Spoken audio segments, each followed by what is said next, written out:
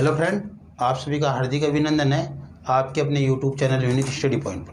और जो हम रीड के लिए विशेष क्लासेस चला रखी है मैथ की, उसको हम आगे बढ़ाने वाले हैं। आज हमारी तीसरी क्लास है, तो हम आगे बढ़ते हैं आज तीसरी क्लास की तरफ। तो क्वेश्चन नंबर 1 है इसका। क्वेश्चन नंबर 1 में ऑप्शन जो हमारे को दिए गए हैं, ए में है परिमेय संख्या, बी में है अपरिमेय संख्या, सी में है प्राकृत संख्या और डी में है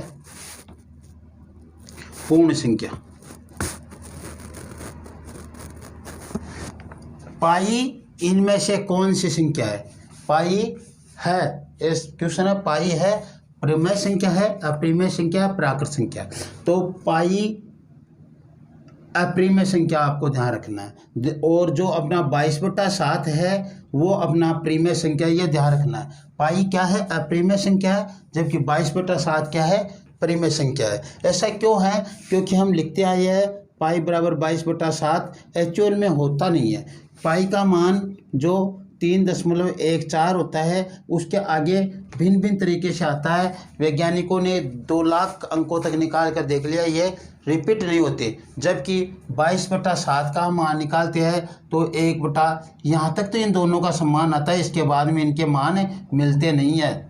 इसलिए ये तो इसको हम p/q के रो में नहीं लिख सकते, लेकिन 22/7 तो p/q के रो में है, इसलिए ये पाई तो है परिमेय संख्या और जो 22/7 है वो परिमेय संख्या है, ये ध्यान रखना है।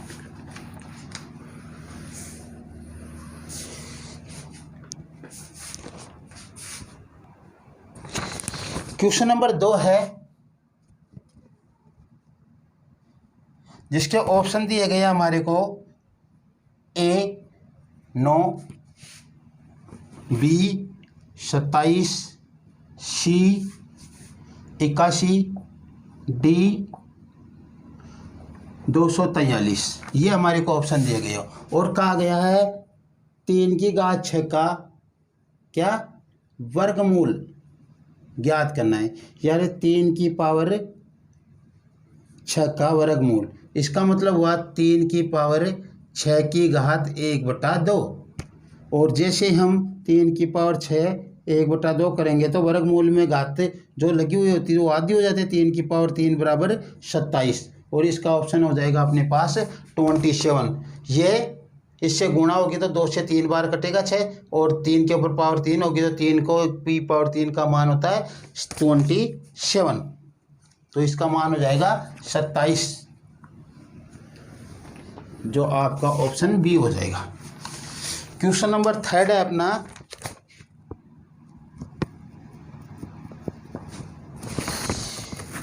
कह रहा है कि ऑप्शन जो दिए गया है वो है 7, बी में जो ऑप्शन दिया गया है वो है 8, सी में 9 और डी में 11। ये ऑप्शन दिए गए हैं। और जो क्वेश्चन दिया है वो अपने पास 1 + 400/441 बराबर 1 + x/21। इसका मान हमें ज्ञात करना है। तो देखो कैसे करेंगे, हम यहाँ से हल कर लेकर चलते हैं इसको। यह देखो, इसको वर्गमूल, इसका हम वर्गमूल लेंगे। देखो तो 441 और 400 मिलकर 841 हो जाएंगे बटा 441 और बराबर 1 + x/21। यह तो हो गया देखो 29, 841 का वर्गमूल तो, और 441 का 21, और 1 इधर लेकर आएंगे तो माइनस का 1 हो जाएगा x/21। ये क्या हो जाएगा 21, इसमें से घटेंगे तो कितने आएंगे 8/21। तो इधर तो हो गया आपका 8/21 बराबर x/21, और x का मान निकालेंगे तो 8/21 गुणा 21। 21 से 21 को काटेंगे तो x का मान क्या आ जाएगा आपका 8। x का मान क्या आएगा 8 आएगा। क्वेश्चन नंबर 4 की तरफ बढ़ते हैं।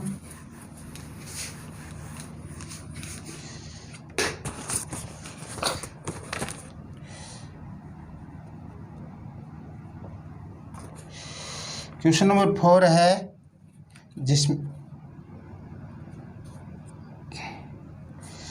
फोर्थ में ऑप्शन जो हमारे को दिया गया है वो है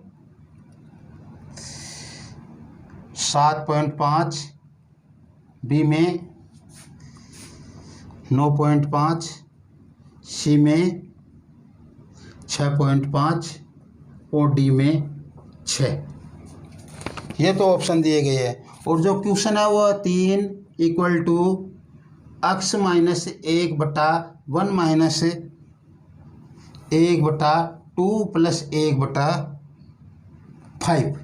इसका हमें x का मान ज्ञात करना है। इसमें किसका मान ज्ञात करना है? x का मान ज्ञात करना है। ध्यान देना है, हम इसको यहाँ जो ये मान दिया गया है इसको ये नीचे वाले को ही हल करेंगे पहले। तो नीचे वाले को हल करेंगे तो देखो हमारे को क्या प्राप्त होगा। मैं यहाँ पे कर देता हूँ 5 दूनी 10 और 1 11। 5 दूनी 10 और 1 11 हो जाएगा। तो ये 11 हो जाएगा ना, 11/5 ये होगा। तो देखो x माइनस 1/1 माइनस 1 ये 11, 5 ऊपर चले जाएंगे और क्या हो जाएंगे 11 नीचे आ जाएंगे तो 5/11 ये हमारे पास मान आ गया। इधर हमारे पास 3 है तो ये x माइनस 1/11 में से 5 गए तो 6/11 और क्या आ जाएगा x माइनस 11/6। इसको हम इधर लेंगे, ये इधर आ जाएगा तो प्लस हो जाएगा 3 प्लस 11/6 और 18। इसको इधर से उठाऊँ प्लस हो जाएगा तो इसको उठाने पर इधर ये लो, इधर ये प्लस हो गया। ये क्या हो गया 18 और 29 हो गया। क्या 29/6। 10 और 1 11, 5 ऊपर 11 नीचे, 11 में से गए 5 तो 6, 6/11, 11 ऊपर 6 नीचे, इसको जोड़ेंगे 18 31/6 यानी 18 29/6। 29/6 का मतलब अपने ऑप्शन नहीं है किसी में तो इसको करके देखो। पहले तो 6 चौक 24 बच गए 5 दशमलव 6 8 48 2 रहने दो। या सी में कर देता हूँ मैं 4.8 और आपको ऑप्शन 4.8 कर लेना है। इसमें गलती से रिपीट हुआ है, ठीक है। क्या कर लेना 4.8। पहले हम इसको हल करेंगे, इसके बाद में ये उल्टा होकर यहाँ पे आ जाएगा तो इससे माइनस की क्रिया होगी। जो मान नीचे आएगा वो उल्टा होकर 11 ऊपर चला जाएगा, जो 6 नीचे आ जाएगा। तो इस प्रकार से ये 11/6 इधर आकर क्या हो जाएंगे जुड़ जाएंगे फिर, ठीक है। इस तरीके से आपको करना है।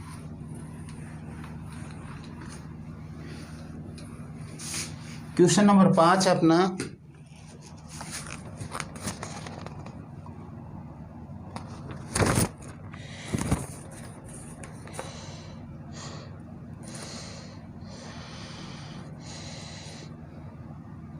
ऑप्शन तो दिए गए हैं 5 में। ए है 14, बी है 21, सी है 28 और डी है 35। इसमें क्वेश्चन जो दिया गया हमारे को, दो संख्याओं का मस है 7 तथा अनुपात 3:7 है तो उनका अंतर ज्ञात कीजिए। ध्यान देना, जो HCF दिया गया है मस है महत्तम अपवर्तक जो दिया गया वो है 7 और जो संख्याओं का अनुपात दिया गया है, अनुपात जो संख्याओं का है 3:7 ये दिया गया हमारे को। और कहा गया है इन संख्याओं का अंतर क्या होगा। तो अनुपातों का अंतर होगा, जो संख्याओं का अंतर होगा, ये लो कितना हुआ अंतर 4 और ये मस्य से गुणा कर दो बराबर 28। ऑप्शन सी इसका हो जाएगा। वरना आप अंतर करोगे तो ऐसे करोगे 3:7 है, इसको 7 से गुणा करने पर 21 आएगा और इसको 7 से गुणा करने पर 49 आएंगे और इनका अंतर करोगे तो आपके पास 28 आएंगे। ये दोनों संख्याओं का अंतर है। इसके बजाय आप अनुपातों का अंतर निकालो और उसे 7 से गुणा कर दो मस्य से, अपने आप आपका उत्तर आ जाएगा। तो अपने पास सी ऑप्शन होगा 28।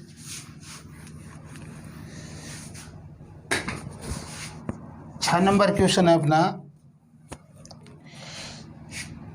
ए जो मान दिया गया है उसमें 2 + √3, बी जो मान दिया गया है उसमें 2 +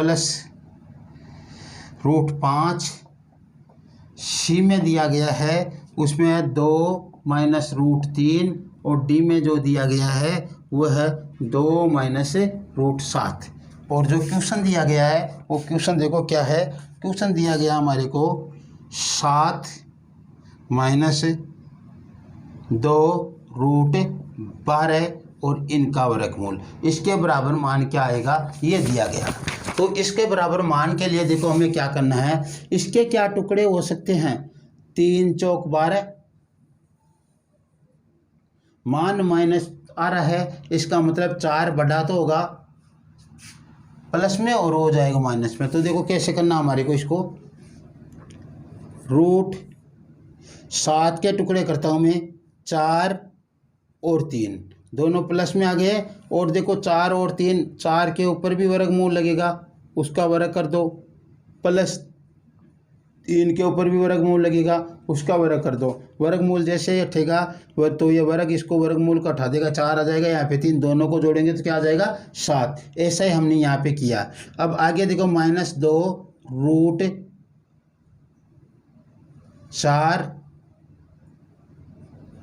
× 3, वही आ गया ना, जो हमारे पास a का स्क्वायर प्लस b का स्क्वायर -2ab, यही तो मान आया। इसको हम ऐसा भी तो रख सकते हैं अलग अलग, ये लो एक ही तो बात है, क्या फर्क पड़ता है। तो इससे हमारे पास क्या पड़ेगा, यहाँ से a लेंगे हम 4 का वर्गमूल और यहाँ से माइनस लेंगे और यहाँ पे √3 लेंगे और इन सब का क्या कर देंगे हम होल स्क्वायर। और इसके ये प्रोसेस तो इसके अंदर वाले की हुई, इसके ऊपर क्या लगा हुआ है वर्गमूल। अब देखो 2 वर्गमूल तो हट जाएगा इस वर्ग से, इसलिए ये आज़ाद हो जाएगी संख्या। और 2 का वर्गमूल 4 का वर्गमूल 2 आ जाएगा और -√3, 4 का वर्गमूल 2 और -√3, ऑप्शन आपका सी। ऐसे क्वेश्चन आगे की कक्षा में भी हम करेंगे तो इन पे ध्यान देना, ऐसे क्वेश्चन काफ़ी आने की संभावना होती है।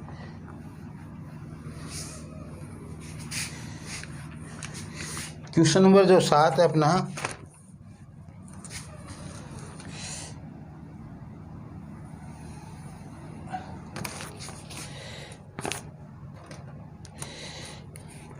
सात में जो क्वेश्चन है उसमें दिया गया है ए में 4/7, बी में -4/7, सी में 7/4 और डी में -7/4। ये हमारे को मान दिए गए हैं। और हमें मान देखो क्या दिया गया है, समीकरण दिया गया है 5x² - 20x - 105 बराबर 0 है। तो हमें मान निकालना है -α + β/α-β, इसका मान हमें ज्ञात करना है। तो हम यहाँ से चलते हैं। पहले तो देखो हमें समीकरण किस रूप में लाना है, x² - α + β x plus alpha into beta बराबर 0। ये अल्फा और बीटा क्या है, इस समीकरण के 2 मूल है। प्रश्न में दिया गया है समीकरण के 2 मूल। देखो प्रश्न क्या है, मैं पढ़कर बताता हूँ आपको। 5x² - 20x - 105 बराबर 0 के 2 मूल अल्फा व बीटा है। तो -α + बीटा बटा अल्फा इंटू बीटा का मान ज्ञात कीजिए। अब देखो हमें इस रूप में लाने के लिए क्या करेंगे, पूरे समीकरण में 5 का भाग देंगे, क्योंकि x² को हम एकांक मान लेंगे। तो 5 का भाग दिया तो यहाँ पे तो x² आ गया मान, इसमें 5 का भाग दिया तो 4x आ गया, और इसमें 5 का भाग देंगे तो 21 आ गया, और ये बराबर 0। ठीक है। अब देखो हमारे पास यहाँ से तुलना करेंगे तो देखो अल्फा प्लस बीटा का मान क्या आ गया, 4 आ गया हमारे पास, क्योंकि माइनस तो इसके भी आगे था तो माइनस रहने दो, और ये 4 ऐसे कैसे आ गया। अब वहाँ पे देखो अल्फा इंटू बीटा का मान क्या है, -21, क्योंकि वहाँ पे प्लस है तो माइनस के 21 आ गए। और हमें मान किसका पूछा है, हमने पूछा है -α प्लस बीटा बटा अल्फा इंटू बीटा का मान पूछा है, तो माइनस अल्फा का मान, अल्फा प्लस बीटा का मान 4, और नीचे क्या है, अल्फा इंटू बीटा का मान -21, माइनस से माइनस काट दो और ये हो गया आपके पास 4/21, 4/21। तो इसमें आप ऐसा करो,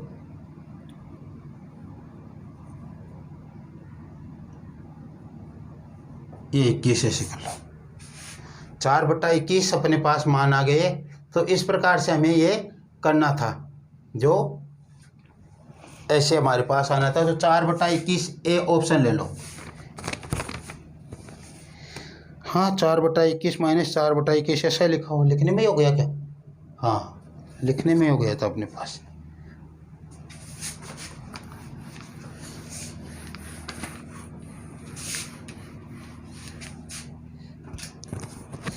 अब क्वेश्चन नंबर अपने पास 8 है।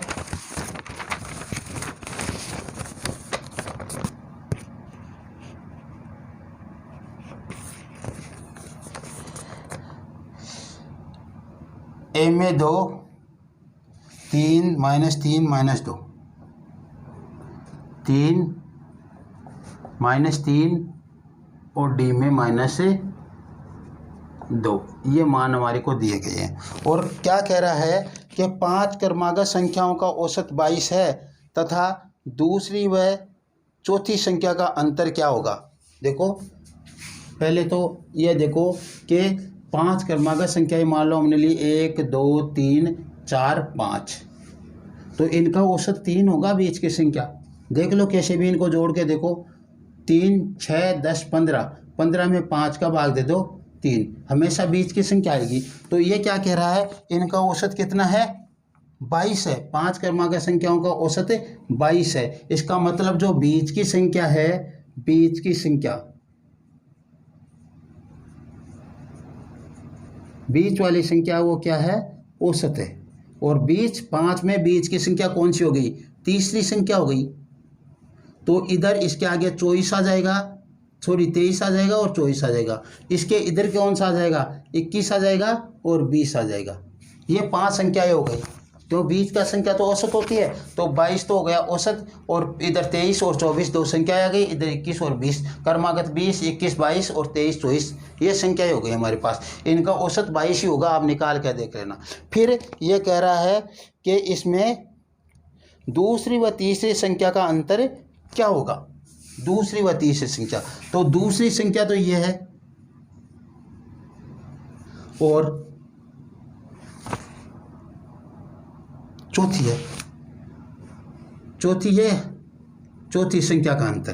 तो दूसरी और इनका अंतर क्या करेंगे, 21 - 23 बराबर -2, 21 बराबर 23 बराबर 21 - 23 बराबर -2, इसका ऑप्शन आएगा। तो -2 आपका डी है, वो ऑप्शन हो जाएगा।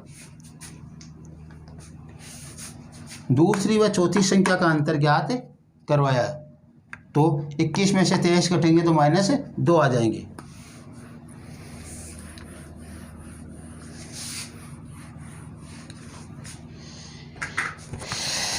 क्वेश्चन नंबर 9 है।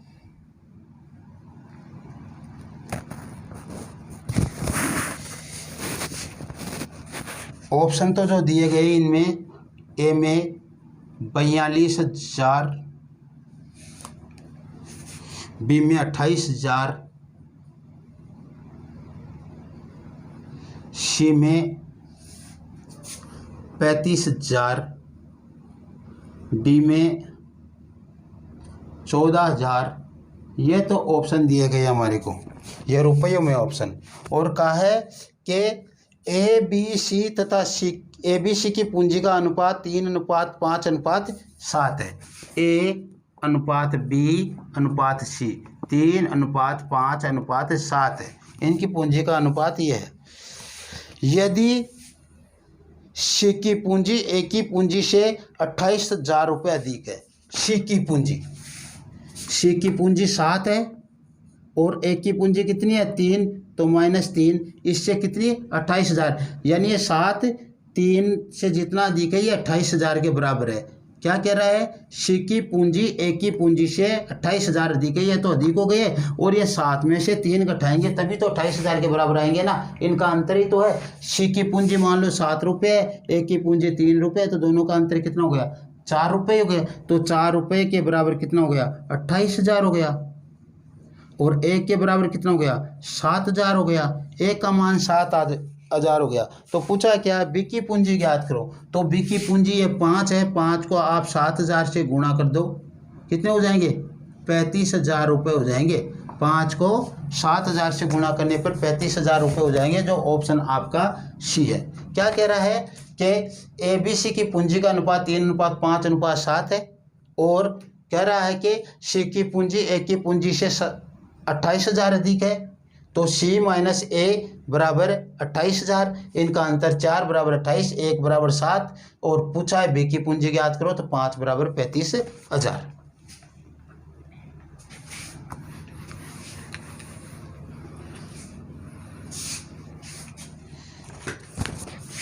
क्वेश्चन नंबर 10 है,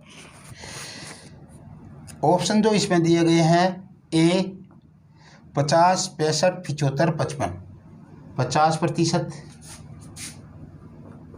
65%,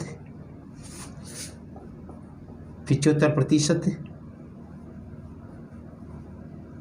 55%, ये हमारे पास ऑप्शन है इसके दिए गए हैं। तो हमें ज्ञात क्या करना है, हमें ज्ञात करना है जो प्रश्न दिया गया वो देखो क्या है, 60 का 80 कितना प्रतिशत है, 60 80 का कितना प्रतिशत है, 60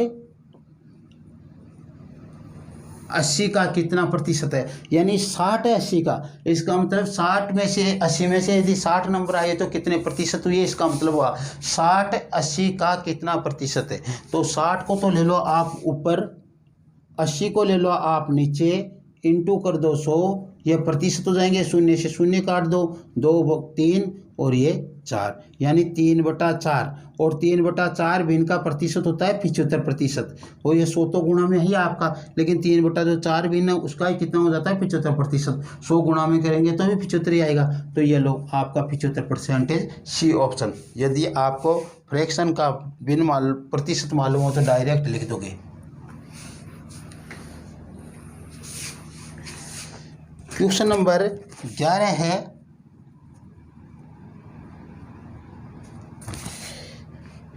ऑप्शन 35, 28, 29, 30, 35, 28, 29, 30।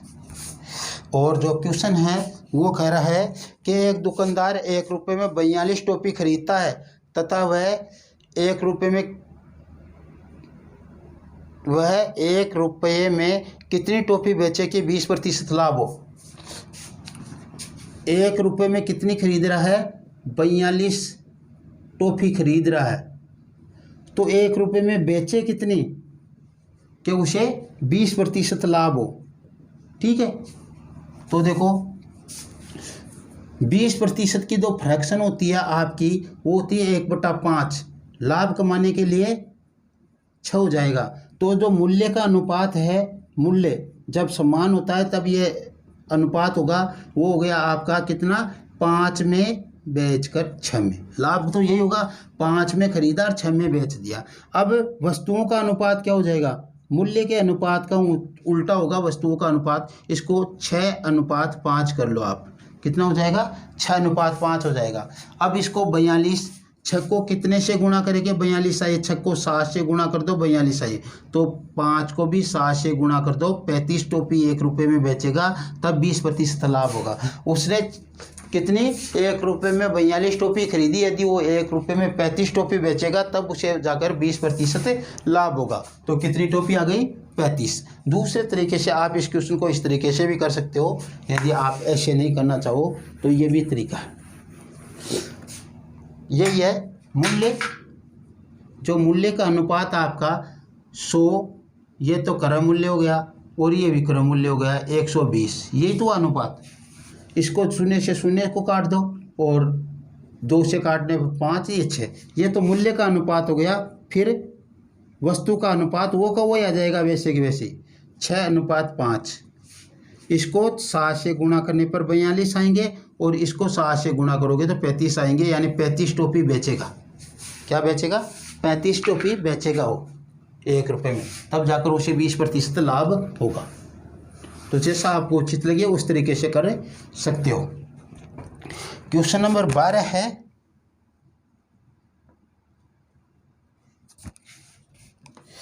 में ऑप्शन है 15, 20, 10, 5। 15%, 20%, 10%, 5%, ये तो ऑप्शन है। और क्वेश्चन क्या है वो देखो, किसी धनराशि का साधारण ब्याज 6 वर्ष में मूलधन का 3/5 गुना हो जाता है, तो दर प्रतिशत ज्ञात कीजिए, ये कह रहा है। तो देखो किसी धनराशि का साधारण ब्याज, यानी ये तो लो आपका साधारण ब्याज बराबर मूलधन का कितना हो जाता है 3/5, तो 3/5 गुणा मूलधन हो गया आपका साधारण ब्याज। साधारण ब्याज मूलधन का 3/5 गुना हो जाता है। और कितने वर्ष में होता है? समय दिया गया है इसमें, समय 6 वर्ष में ये काम होता है, 6 वर्ष में ये काम हो रहा है। तो चलो कोई बात नहीं, हमें ज्ञात करना है, दर प्रतिशत ज्ञात करनी है, तो दर प्रतिशत कर लेंगे हम। ये देखो मूलधन को इसके नीचे ले आओ, तो साधारण ब्याज बटा मूलधन बराबर 3/5, यानी 5 रुपये तो मूलधन है और 3 रुपये ब्याज है। 5 रुपये मूलधन, 3 रुपये ब्याज। इनके आगे 0, 2 लगाओ तो 2 नीचे लगा देना, 500 हो जाएगा, 300 हो जाएंगे, 5000 हो जाएंगे, 3000 हो जाएंगे। इसलिए वैसा आप ऐसा ही रख लो इसको। ब्याज तो कितना साधारण 3 रुपया और मूलधन कितना है 5 रुपया। हमें दर ज्ञात करनी है, तो दर प्रतिशत ज्ञात करने के लिए क्या करते हैं हम, मूल ब्याज गुणा 100, यानी 3 गुणा 100, साधारण ब्याज 3 ही तो है, गुणा 100, मूलधन गुणा समय मूलधन 5 गुणा समय 6, 3 दूनी 6 और 5 दूनी 10, 20 बार, और ये 5, 2 एकम 2, कितने हो गए 10% दर हो जाएगी। कितनी? 10% दर। ब्याज गुणा 100 बटा मूलधन गुणा समय, यही करना था। और यहाँ से हमने ब्याज और मूलधन निकाल लिया था क्वेश्चन के द्वारा।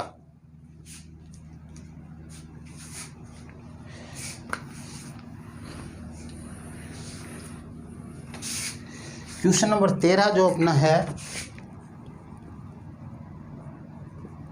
13 क्वेश्चन देखो,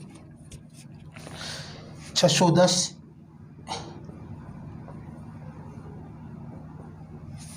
620, 30 और 605,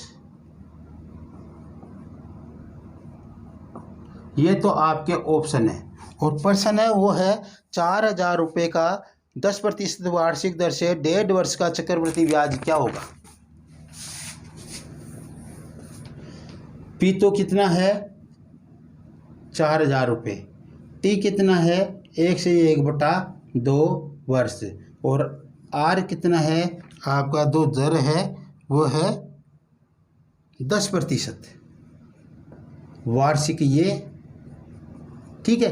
तो हमें ज्ञात करना है, हमें मालूम है जो 10% होती है उसकी फ्रैक्शन होती है 1/10। नीचे वाली का वर्ग करते हैं 2 साल के लिए, 2 साल के लिए ही कर लो एक बार इसको, तो 2 साल के लिए वर्ग करेंगे तो ये 100 हो जाएंगे।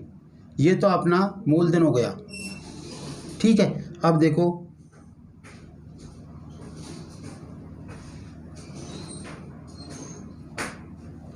ठीक है, अब देखो करना क्या है, पहले वर्ष का ब्याज तो हमें पूरा मिलना है, जो मिलना है, इसको 1/10 से गुना करेंगे तो हमारे पास कितना आ जाएगा 10 आएगा। इसको 1/10 से गुना करने पर 10 आएगा।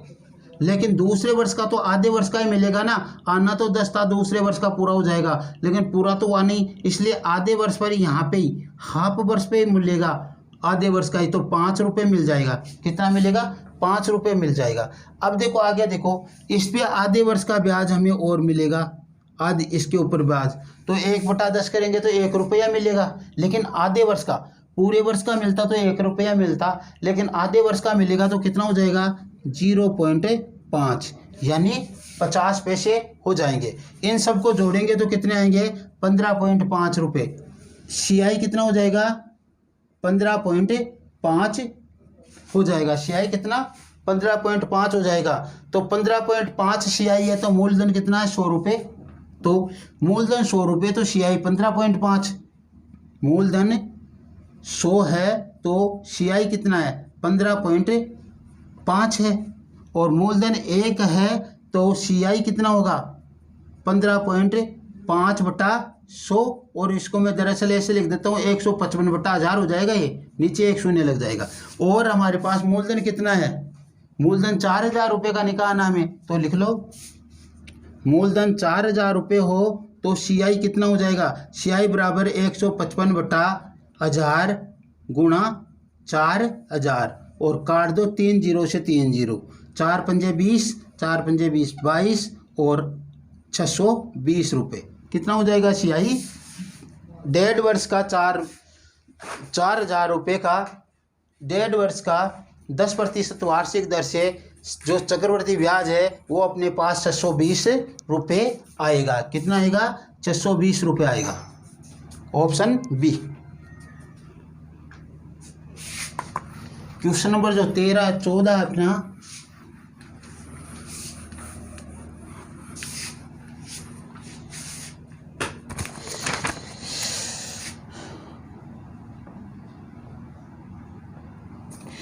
जिसके ऑप्शन तो अपने पास दिए गए हैं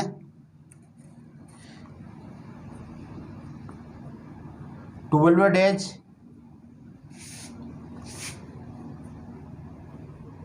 18 डेज,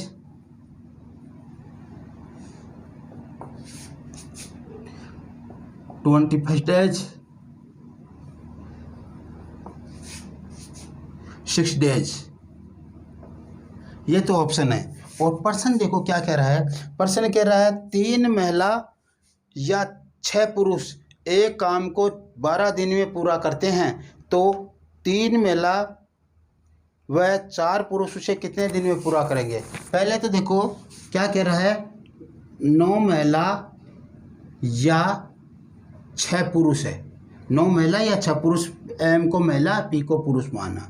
फिर कह रहा है कि इसको कितने दिन में पूरा करते हैं, ये 12 दिन में पूरा करते हैं काम को, ठीक।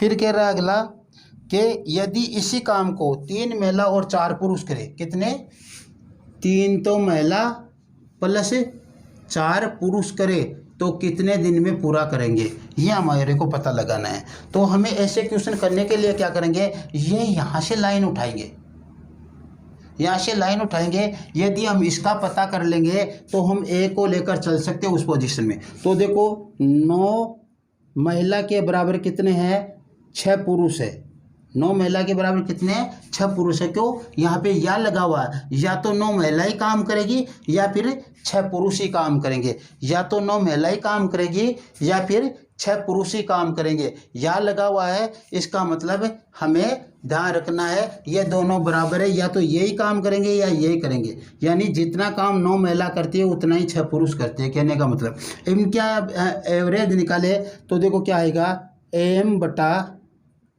P, इसके नीचे आ जाए बराबर 6 बटा 9, और ये कितने हो गए 3 से काटने पर 2 बटा 3, ये हमारे पास मान हो गया इसका। यानी 2 महिला के बराबर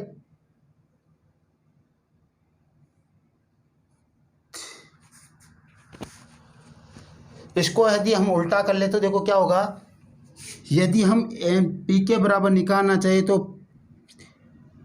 M बटा P बटा M हो जाएगा बराबर 3 बटा 2 हो जाएगा। और क्या हो जाएगा देखो P बराबर इसका मान हो जाएगा 1.5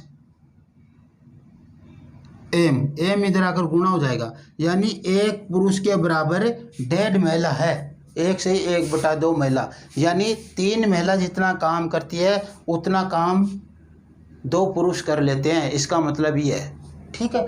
तो हम ये काम करेंगे। अब तो देखो अब हमारे पास सीधी सी पोजीशन आ गई, हम क्या करेंगे P वाला मान ले या फिर महिला वाला मान ले ले, कोई एक ले ले, इनमें से कोई दिक्कत नहीं। तो हम ले लेते हैं पहले इससे। तो देखो क्या होगा, हम सभी को महिला बना देते हैं।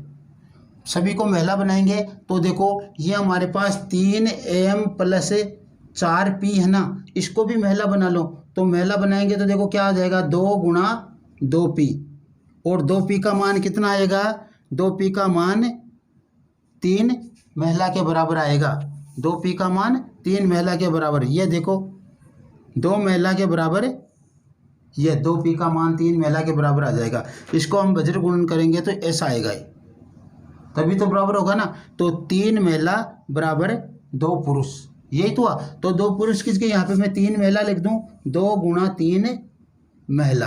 और इधर अपने पास कितनी थी, 3 महिला पहले से थी, ये कितनी हो गई, 3 महिला प्लस 6 महिला बराबर 9 महिला हो गई।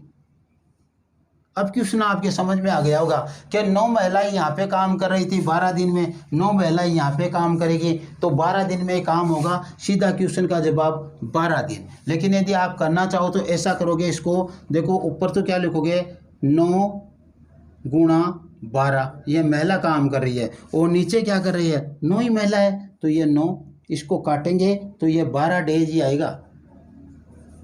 बस इतना ही काम इसका। तो कितना होगा, 12 डेज।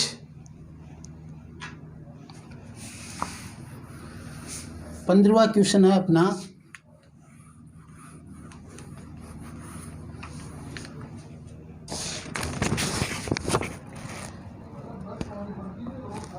पंद्रहवां क्वेश्चन है,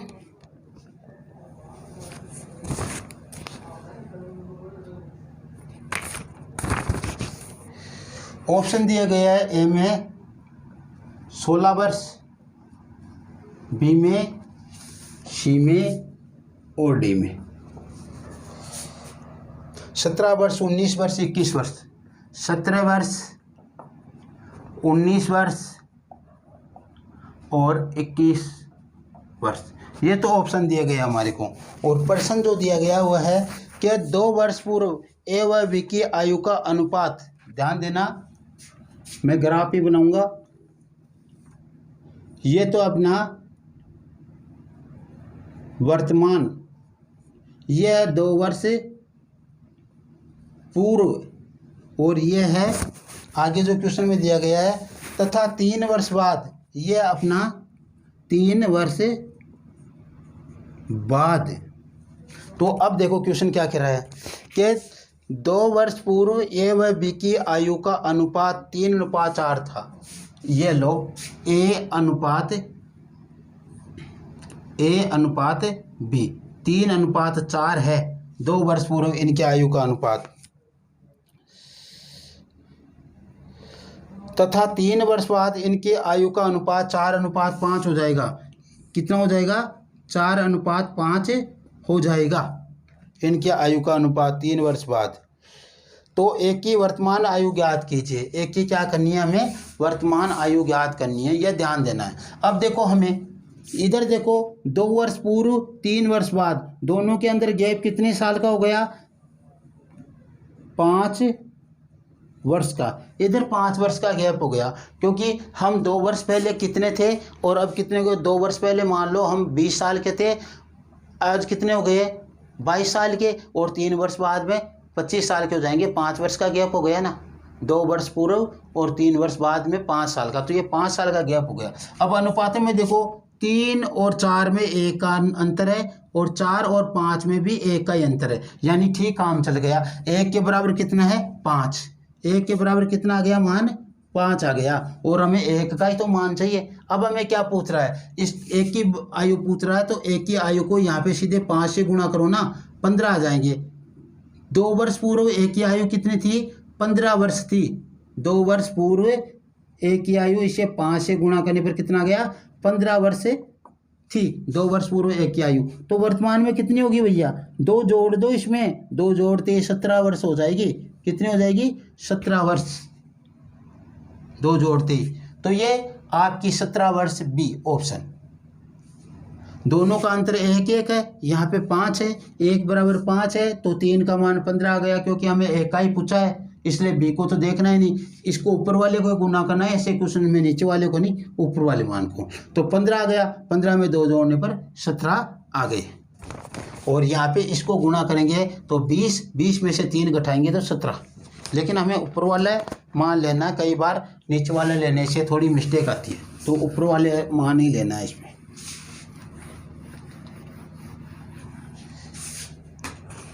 क्वेश्चन नंबर 16 है, ऑप्शन है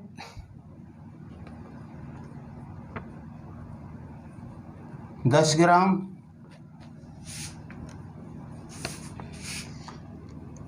30 ग्राम, 40 ग्राम और 20 ग्राम, ये ऑप्शन है। और पर्सन जो है वो पर्सन है अपना, देखो 360 ग्राम दूध या पानी के मिश्रण में 20 ग्राम पानी है, कितना पानी मिश्रण से गर्म करके उड़ा दिया जाए कि 10% पानी शेष बचे। कितना बचे? 10% पानी शेष बचे। क्या कह रहा है? 360 ग्राम तो पूरा मिश्रण है, किसका? मिल्क और वाटर का, दूध और पानी का, ठीक है। इसमें कितना है? 20% पानी है इस मिश्रण में, 360 वाले में 20% पानी है। लेकिन ये कह रहा है कि कितना पानी उड़ा दे जिससे शेष कितना बचे? 10% पानी बचे। तो ऐसे क्वेश्चन को करने के लिए हम क्या करते हैं? शेष बचे, शेष के लिए क्या करते हैं? 360 आप लो यहाँ पे, और यहाँ पे ये 20 है, 20 तो था ही ना, 20 में से 10% घटा दो, और नीचे क्या करोगे? पूरे 100 में से 10 घटाना है। कितने में से? पूरे 100 में से 10 घटाना है। ऊपर तो जितना घट रहा है उतना उसमें था, उसमें से घटा दो, और नीचे पूरे 100 में से घटाना है। अब इसका मान क्या आया? देखो 360 गुणा 10/90, 1 0 से 1 0 काट दो, और 9 चौक 36, कितना आ गया? 40 ग्राम। 40 ग्राम पानी हम उस दूध को गर्म कर कर उड़ाएंगे उसमें से, तब जाकर उसकी वाष्प बन जाएगी 40 ग्राम के, तब जाकर 10% पानी उसमें शेष रहेगा। इसका मतलब 40 ग्राम पानी हमें उसमें से उड़ाना होगा। तो 40 ग्राम का मतलब सी ऑप्शन।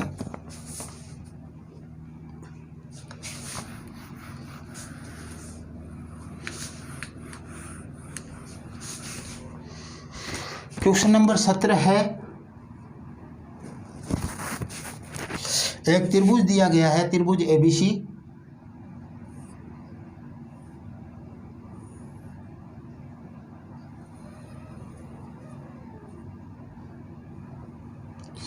कह रहा है कोण ए का मान तो 80 डिग्री है, कोण ए बराबर 80 डिग्री, और जो ये कोण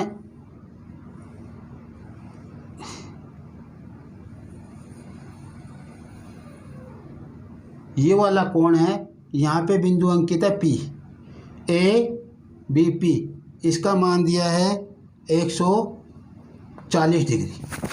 कितना दिया है? 140 डिग्री। कोण APB बराबर 140 डिग्री है, और कोण A बराबर 80 डिग्री है, तो कोण ACD का मान ज्ञात करना है। किसका? ACD का मान ज्ञात करना है। यानी ये वाला कोण हमें ज्ञात करना है। कौन सा ज्ञात करना है? ये दिया गया, ये दिया गया, और ये वाला हमें ज्ञात करना है, ठीक है। बाह्य कोण ज्ञात करना है। तो पहले तो आप यहाँ पे गौर करो, ये कोण कितने का होगा? ये पूरा 180 का है इधर वाला, तो 180 में से 140 घटाएंगे तो ये 40 डिग्री का हो जाएगा, ठीक है। अब इतना हमें मालूम चल गया, तो त्रिभुज के दो अंत कोणों का मान उसके दूर के बाह्य कोण के बराबर होता है, योग के। दो त्रिभुज के एक बाह्य कोण का मान उसके दूर के दो अंत कोणों के योग के बराबर होता है। तो ये देखो दूर का बाह्य कोण है, और दूर के अंत कोण कौन से हो गए? 40 + 80, 40 + 80 बराबर 120 डिग्री। क्या आएगा इसका मान? 120 डिग्री। ऑप्शन इसमें जो हमारे को दिए गए थे वो है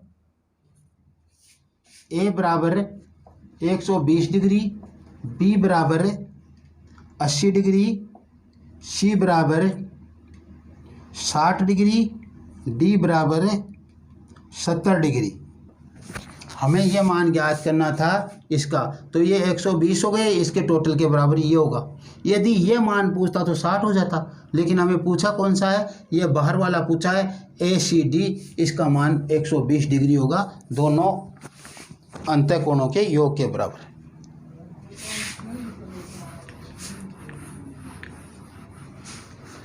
क्वेश्चन नंबर 18 है,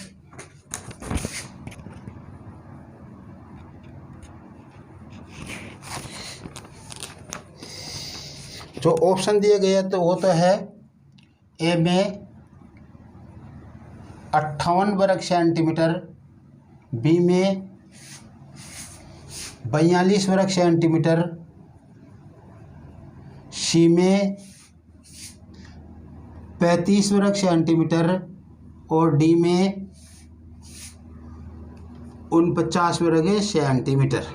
ये प्रश्न है, एक वर्ग का परिमाप 28 सेमी है तो उसका क्षेत्रफल ज्ञात करो। परिमाप कितना है, किसका, वर्ग का परिमाप कितना है, 28 सेंटीमीटर है, तो उसका क्या ज्ञात करना है, क्षेत्रफल ज्ञात करना है, एरिया बराबर ज्ञात करना है। तो परिमाप बराबर क्या होता है, 4 गुणा भुजा बराबर 28 सेंटीमीटर है, तो भुजा का मान क्या हो जाएगा, भुजा का मान हो जाएगा 4 का भाग दे दो 7 सेंटीमीटर, 28 में 4 का भाग देने पर 7। और जैसे हम एरिया ज्ञात करेंगे, एरिया हो जाएगा भुजा गुणा भुजा या भुजा स्क्वायर, तो 7 गुणा 7 बराबर 49 वर्ग सेंटीमीटर, ऑप्शन डी। कितना हो जाएगा, 49 वर्ग सेंटीमीटर।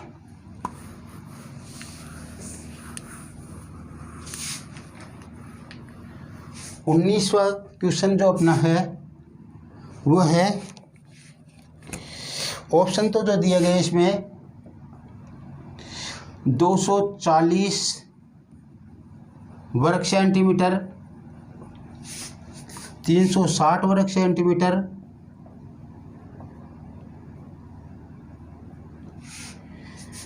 900 वर्ग सेंटीमीटर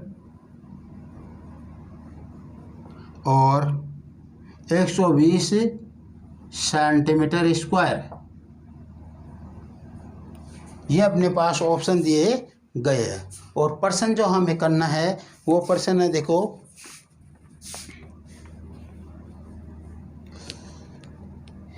एक त्रिभुज की भुजाएं क्रमशः 10, 24 और 26 है सेंटीमीटर, तो उसका क्षेत्रफल ज्ञात कीजिए।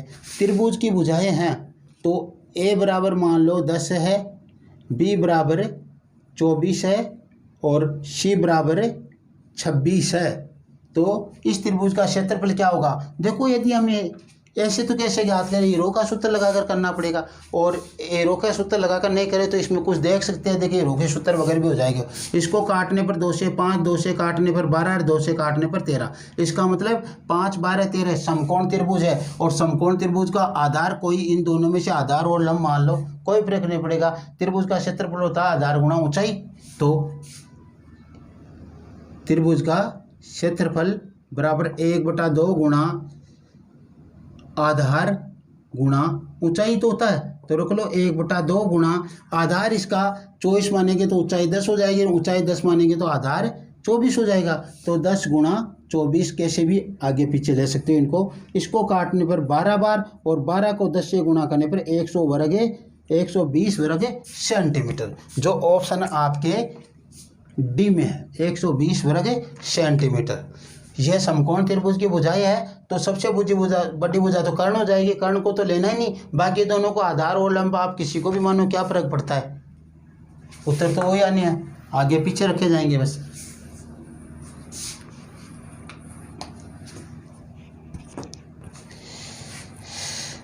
क्वेश्चन नंबर 20 है। 20 में जो अपने को मान दिया गया हुआ है, ए में 6√3 मीटर, बी में 2√3 मीटर,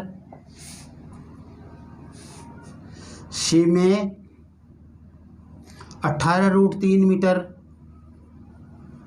और डी में 24 मीटर। ये हो गया, ठीक है। अब हमें क्या कह रहा है, क्वेश्चन है 18 मीटर भुजा वाले घनाकार बॉक्स में रखी जा सकने वाली सबसे लंबी छड़ की लंबाई होगी। क्या कह रहा है, घनाकार यानी घन है वो, और उसकी भुजा क्या है, घन की भुजा 18 मीटर है, तो घन का विकर्ण ही तो होगा, उसमें सबसे लंबी रखी जाने वाली भुजा। विकर्ण होता है भुजा गुणा √3, भुजा गुणा √3 के बराबर होता है। तो भुजा तो इसके 18 और इसके साथ में हो जाएगा √3 और ये मीटर, तो 18√3 मीटर हो जाएगा, 18√3 मीटर हो जाएगा विकर्ण, जो सबसे लंबी रखी जाने वाली छड़ की लंबाई होगी।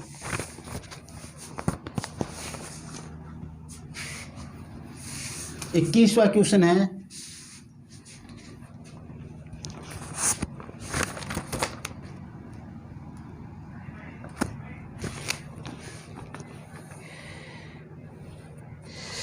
ए में है 4, बी में है 12, 8, 16।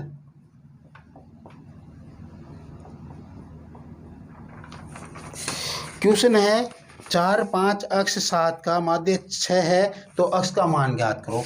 4, 5 अक्ष 7 का माध्य 6 है, तो अक्ष का मान ज्ञात करना है। ये माध्य है, ठीक है। इन सबको जोड़ेंगे और 4 का भाग देंगे, वो 6 के बराबर है। तो 4 + 5 + अक्ष + 7/4 बराबर 6। इसको गुणा करेंगे तो 24 हो जाएंगे, तो ये तो 24 हो गए। इनको जोड़ेंगे तो 12 और 16, 16 + अक्ष बराबर 24 और अक्ष बराबर 8। 16 में से 24 में से 16 घटेंगे इधर आकर, तो 8 हो जाएंगे, और इसका ऑप्शन होगा सी।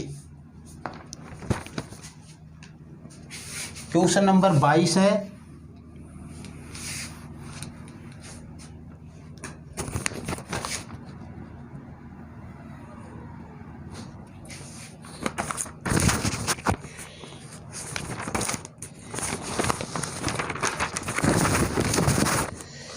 में ऑप्शन दिया गया है, ए में 1, बी में 2/13, सी में 1/52 और डी में 1/13। प्रश्न है, ताश की एक गड्डी है, उसमें से बादशाह आने की प्रायिकता क्या होगी। अब देखो, ये क्वेश्चन ध्यान देने की बात है। कुल पत्ते कितने होते हैं गड्डी में, कुल पत्ते होते हैं 52, और ये कह रहा बादशाह आने की। यदि आप कंफ्यूज नहीं होना कई बार इसमें, पहले देखो बादशाह कितने हैं इसमें। बादशाह 4 है, किसका, ईंट का भी बादशाह होगा, चिड़ी का भी होगा, उखम का भी होगा, और पान का बादशाह भी होगा। 4 बादशाह हो जाएंगे चारों के। तो यह बादशाह आने की प्रायिकता क्या होगी। देखो 4 तो है, 4 बादशाह निकल सकते हैं हम, गड्डी में से निकालना चाहिए तो 4 बार ही तो निकलेंगे। और कितने में से, 52 में से 4 बार निकलेंगे, तो निकलेंगे जो ऊपर, कुल नीचे काटेंगे तो 4 एकम 4, 13 चौक 52, 1/13 होगा। लेकिन आपको लग रहा होगा सर 1/52 क्यों नहीं आया। बहुत से क्वेश्चन में 1/52 आता है, बिल्कुल आता है। इसी क्वेश्चन को अगला ऐसा कहता है, ये कह रहा है ताश की एक गड्डी में से बादशाह आने की प्रायिकता क्या है। तो बादशाह तो चारों रंगों के हैं। वो ऐसे कहता, ताश की एक गड्डी में से उखम का बादशाह आने की प्रायिकता क्या है। तो उखम का बादशाह एक ही आ सकता है, और कितने में से, 52 में से, पूरी गड्डी में से। ईंट का बादशाह आने की क्या प्रायिकता है, तो ईंट का बादशाह भी एक ही है, कितने, 52 में से। चिड़ी का बादशाह आने की कितनी प्रायिकता है, वो भी 52 में से एक है। और पान का बादशाह आने के भी 52 में से एक है, तो उस समय ये हो जाएगा एक रंग के बारे में बोले तो। वरना ऐसे बोले बादशाह आने की प्रायिकता क्या है, तो बादशाह तो 4 निकल सकते हैं, हुक्म का भी निकलेगा, चिड़ी का भी निकलेगा, पान का भी निकलेगा और ईंट का भी निकलेगा। 4/52 बराबर 1/13। और ऐसे कह दे हुक्म में बादशाह आने की प्रायिकता 1/13 होगी केवल हुक्म के कलर में, क्योंकि 13 पत्ते होते हैं और एक बादशाह होता है, इसलिए 1/13 ही वहाँ पे आपकी होने वाली है।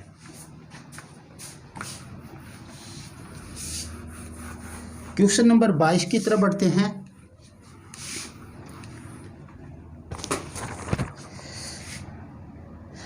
तेईस की तरफ।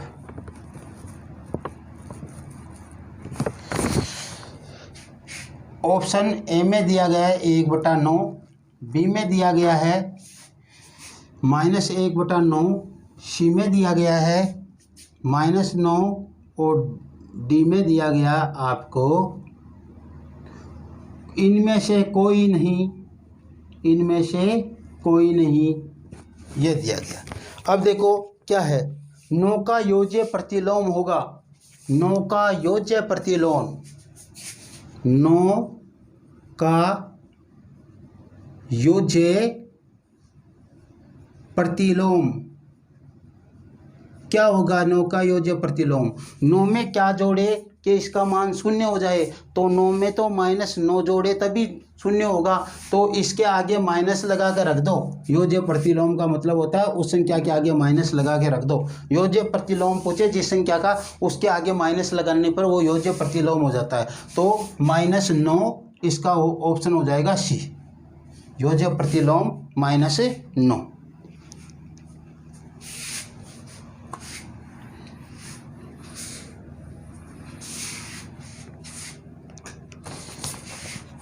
क्वेश्चन नंबर 24 है,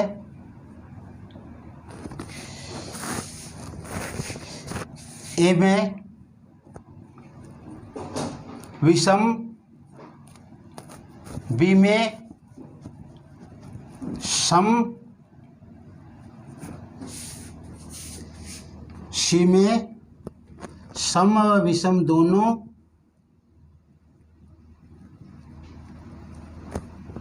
डी में इनमें से कोई नहीं, कोई नहीं, ये मान हमारे पास। प्रश्न क्या है? प्रश्न कह रहा है पूर्ण वर्ग संख्या के अंत में शून्य आने की संख्या हो सकती है, कि एक पूर्ण वर्ग संख्या हो उसके अंत में कितने शून्य आ सकते हैं, तो संख्या की संख्या नहीं पूछी है कि वो सम होंगे या विषम होंगे, तो वो देख लो आप एक बार कोशिश करके। अपनी सबसे जो पहली वर्ग संख्या आती है, जो शून्य किससे आती है, वो आती है हमारे पास 100। उसके बाद में दूसरी जो वर्ग संख्या आएगी वो आएगी 400, तीसरी आएगी 900, चौथी आएगी 1600, फिर आ जाएगी 2500, फिर आ जाएगी 3600। अब इनमें देख लो सम आ रही है क्या विषम आ रही है? 2 2 2 2 2 2, यानी 2 2 या 4 या 6 या 8 या 10 इस रूप में आएगी, इसका मतलब सम आएगी, तो बी ऑप्शन होगा। किसी पूर्ण वर्ग संख्या के अंत में शून्य क्या आएगी? सम आएगी, तो सम।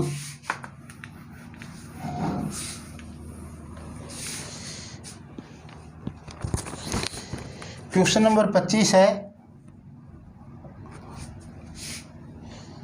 0.75, ऑप्शन लो पहले तो। 0 -1 1 -2, ये तो ऑप्शन है। और जो क्वेश्चन दिया गया वो है 0.725 इंटू 0.725 माइनस 0.275 इंटू 0.275 और बट्टा नीचे है 0.725 माइनस 0.275, ये मान दिया गया। इसका मान क्या आएगा ये करना है। तो देखो एक हमारे पास, देखो इसको मैं पहले आपको सेटल करके बता दे रहा हूँ। 0.725 इसका वर्ग ही तो जाएगा इधर, -0.275 का वर्ग बटा नीचे 0.725 और -0.725। अब देखो मैं आपको बताता हूँ कि a square minus B square बटा a स्क्वायर माइनस बी हो तो हमारे पास a प्लस बी इसका सूत्र होता है ऊपर वाले का, और a माइनस बी होता है, और नीचे a माइनस बी है तो a माइनस बी से a माइनस बी कट जाएगा और क्या बचेगा, a प्लस बी बचेगा। ठीक है, यदि नीचे प्लस होता तो a माइनस बी बचता, लेकिन हमारे यहाँ पे नीचे क्या माइनस है, इसका मतलब a प्लस बी ही निकालना हमें। a प्लस बी का मतलब 0.725 प्लस 0.275 और इसका मान हो जाएगा 1.000। ये मान हमारे पास हो गया, यानी इसका मान क्या आ गया हमारे पास, 1 आ गया, जो आपका ऑप्शन क्या होगा, सी होगा। 1 मान आया, वो आपका ऑप्शन सी होगा।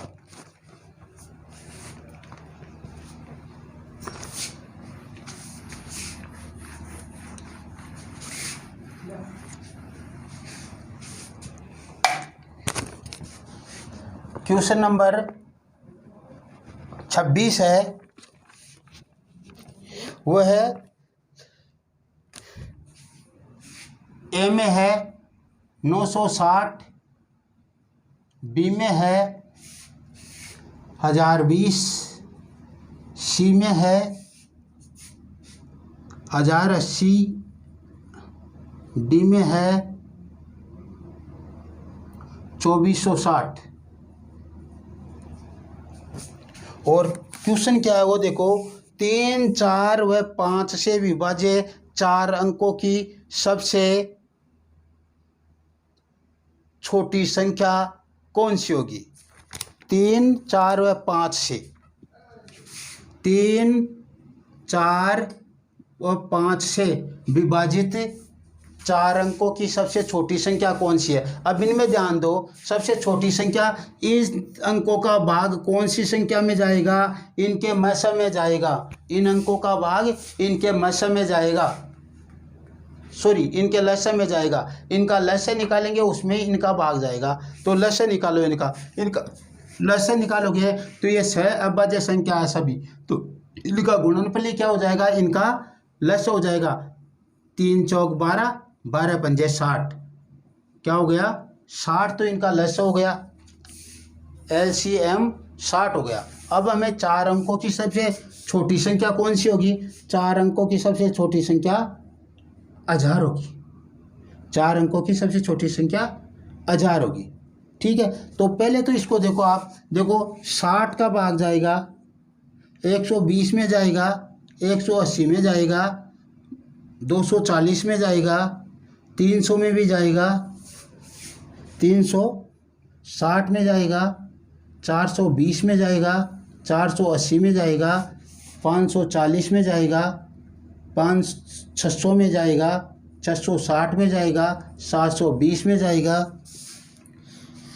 और 780 में जाएगा, 840 में जाएगा, 900 में जाएगा और 960 में जाएगा और 1020 में जाएगा। ये बैरियर, ये तो 3 अंकों की सबसे बड़ी संख्या होगी जिसमें 60 का भाग पूरी बार जाता है।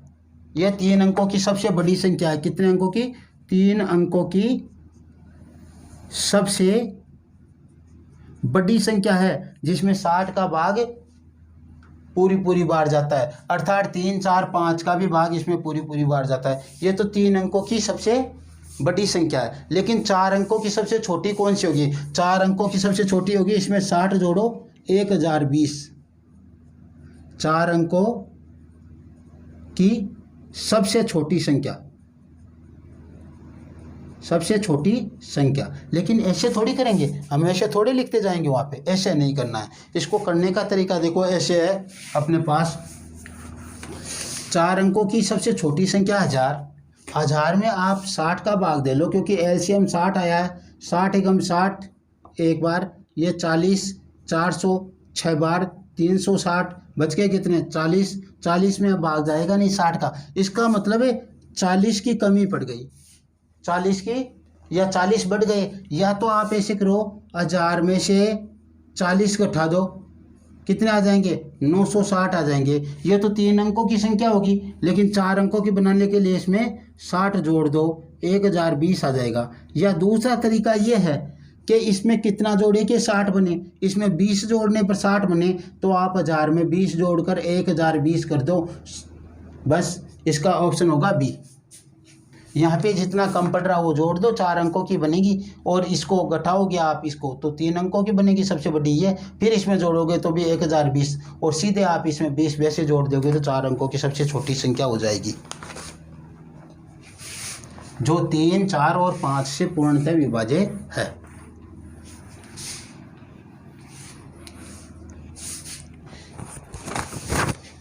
क्वेश्चन नंबर 27 है,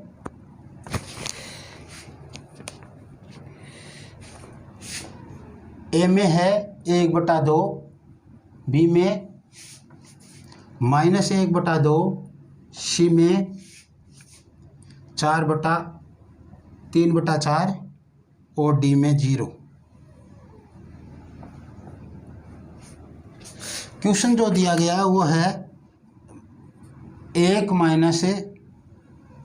3/4 भाग 3/2 इंटू 2 के बराबर क्या मान आएगा, यह है। तो इसको हल करें तो हम क्या करेंगे, सबसे पहले भाग की विधि, फिर गुणा की विधि, फिर जोड़ या बाकी में से कोई भी कर लेंगे।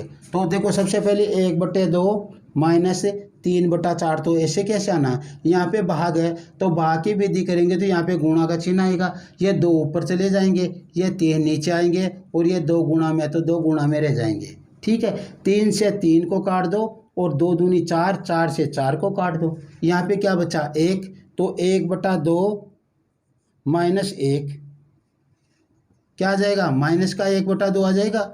क्यों, माइनस का 1 और प्लस का 1/2 यानी आधा है, तो माइनस का 1/2 बचेगा, तो माइनस का 1/2 आपका बी ऑप्शन हो जाएगा।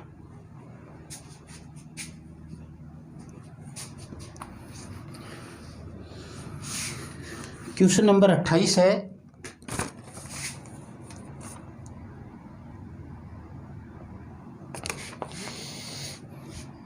ए में 1 3 9 7, 1 3 9 और डी में 7। प्रश्न है कि 3 की पावर 105 में इकाइकांक होगा, 3 की पावर 105 में इकाइकांक होगा, और इसका इकाइकांक ज्ञात करने के लिए क्या करेंगे, इसके घात में 4 का भाग देंगे, और जो शेषफल आएगा वो इसके ऊपर 1 2 3 लगा देंगे। यदि शेषफल 0 आएगा तो शेष क्या लगाएंगे, घात 4 लगाएंगे। तो देखो 105 में हम कितने का भाग दें, 4 का, 4 दूनी 8, बच गए 2 25, 6 बार 1 शेषफल बच गया।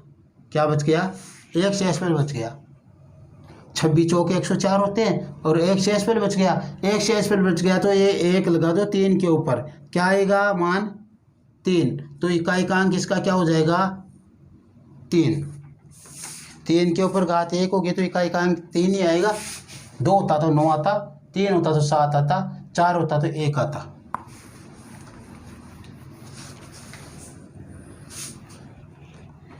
क्वेश्चन नंबर 29,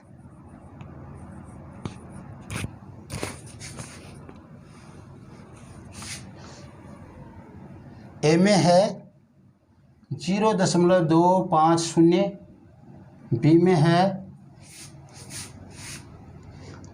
1.25, सी में है 250, डी में है 125।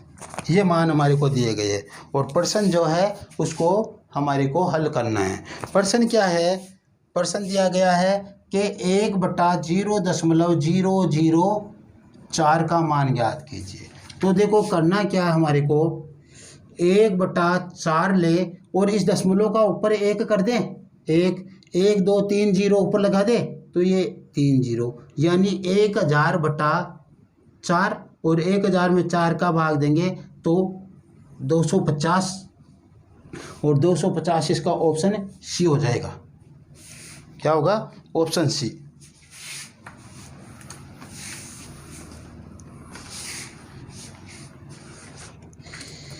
क्वेश्चन नंबर 30 है।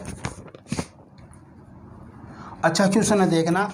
एक्स वाई जेड 3 क्रमागत प्राकृत संख्याएं हैं, तो इनका औसत क्या होगा? पहले तो ऑप्शन में लो।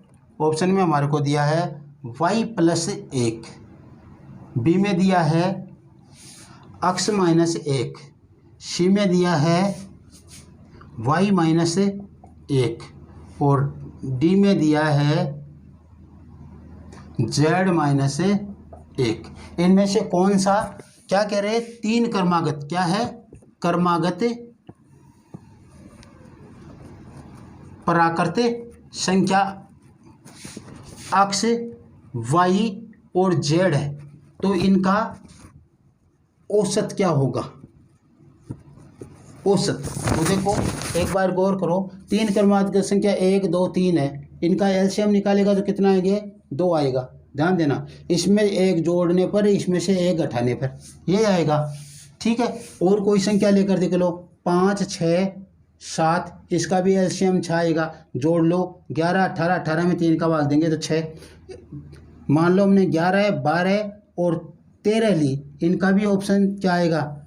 12 आएगा, बीच की संख्या 23 और 13 36, 36 में 3 का भाग देने पर 12। ये तो हमारे क्लियर हो गया, बीच की संख्या आएगी। इसका मतलब इसका क्या आना चाहिए? औसत y आना चाहिए, लेकिन y तो कहीं पे इसमें है ही नहीं।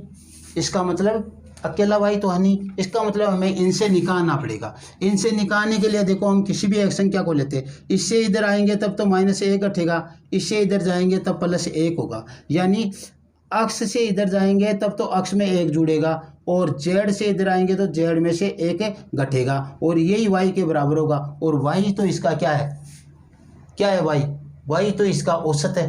तो ये लो, x y जेड में से 1 घटाने पर y आ जाएगा, और किसी से आ रहा क्या? y में 1 जोड़ने पर तो जेड आ जाएगा, जो इसका औसत नहीं है। ऑप्शन गलत। अक्ष में से 1 घटाने पर, अक्ष में से 1 घटाएंगे वो तो इधर आ जाएगा x-1, जैसे इसमें से 1 घटाए तो 10। ठीक है, तो ये तो नहीं होगा, ये भी गलत। y में से 1 घटाने पर, y तो खुद ही औसत है, उसमें से 1 घटा देंगे तो वो तो अक्ष आ जाएगा। जैसे मान लो इसमें से 1 घटाएंगे तो ये तो 11 आ जाएगा, तो ये भी नहीं है। इसका मतलब ऑप्शन ये भी गलत। इसका मतलब जेड में से 1 घटाने पर, हाँ इसमें से 1 घटाए तब y बराबर z-1 और y बराबर x+1 होता, तो वो भी इसका औसत ही होता। x+1, इसमें 1 जोड़ कर रखते हैं, वो भी इसका औसत होता, क्योंकि 11 में 1 जोड़ने पर 12, 5 में 1 जोड़ने पर 6, 1 में 1 जोड़ने पर 2, तो वो भी औसत होता। लेकिन x+1 हमारे पास था नहीं, z-1 है, ये डी इसका ऑप्शन हो जाएगा।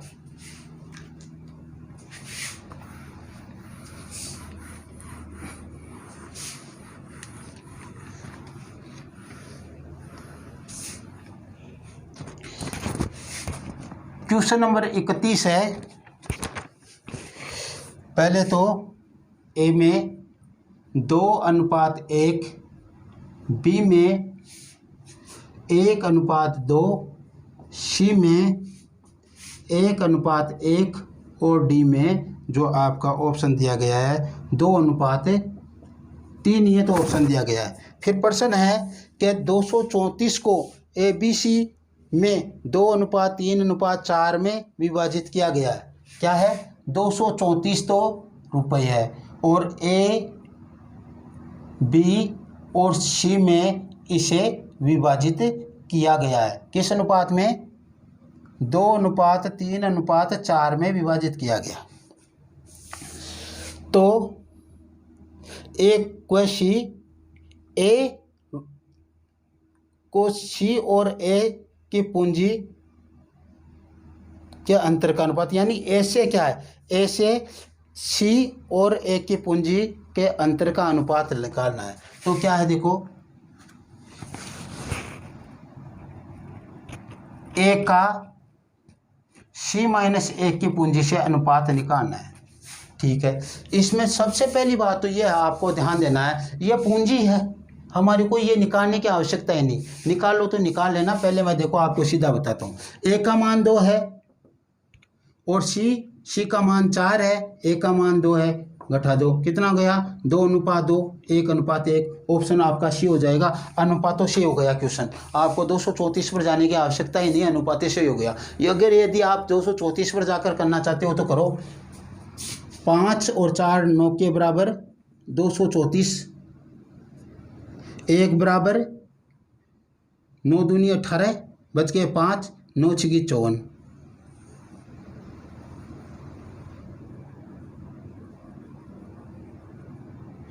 9 दूनी 18, 9 6 54। ठीक है, 234 ये मान आ गया इसका। 26 का मान ये आ गया तो 2 का मान कितना होगा 52 होगा। 3 का मान कितना होगा, 3 तो निकालना ही नहीं ना हमारे को, इसका ही निकालना है सी का। इसको भी 26 से गुणा कर दो, 104 हो गया। ठीक है, अब कर लो, क्या कह रहा है, A अनुपात C माइनस A कर लो। A का मान तो 52 आ गया और C का कितना है 104 माइनस 52, यहाँ पे 52 और यहाँ पे 104 में से 52 गए तो 52, 52 एकम 52 और 52 एकम 52, 1:1 ही इसका मान आना है। इसलिए आपको इस क्वेश्चन को अनुपातों से ही करना है, 234 पे जाना ही नहीं। भ्रमित करने के लिए वो काम किया गया है। हालांकि वहाँ से आप उत्तर निकाल सकते हो, लेकिन आपको ज़्यादा समय लगने वाला, इसलिए अनुपातों से ही निकालो। इसका ऑप्शन होगा सी।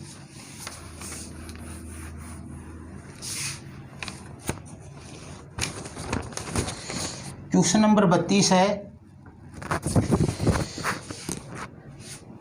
ए में 116, बी में 117, सी में 118, डी में 119 और कह रहा है 702 का 16 से 2/3%। 702 का 16 से ही 2/3% कितना होगा, ये तो ना। तो देखो 16 से ही 2/3% की जो भिन्न बनती है वो बनती है 1/6। क्या बनती है 1/6। तो हमें सीधा 1/6 से इसे गुणा करना है, ये देख लो। या ऐसा करोगे आप कि 6 के बराबर क्या है 702 है, तो 1 का मान निकाल लो। 1 एकम 6 एकम 6, 6 एकम 6 और बच गए 4, 6 7 42, 117। या सीधे 702 को 1/6 से गुणा कर दो, वही 117 आना है। तो ऑप्शन होगा आपका बी। 6 का मान ये है और हमें प्रतिशत ये ऊपर वाला भाग ही तो निकालना है, बस आ गया 117।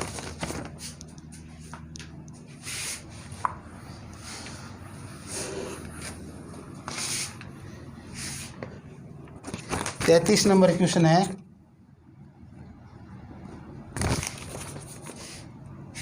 उसमें ऑप्शन है 1 से छोटी, बी में है 1 से बड़ी,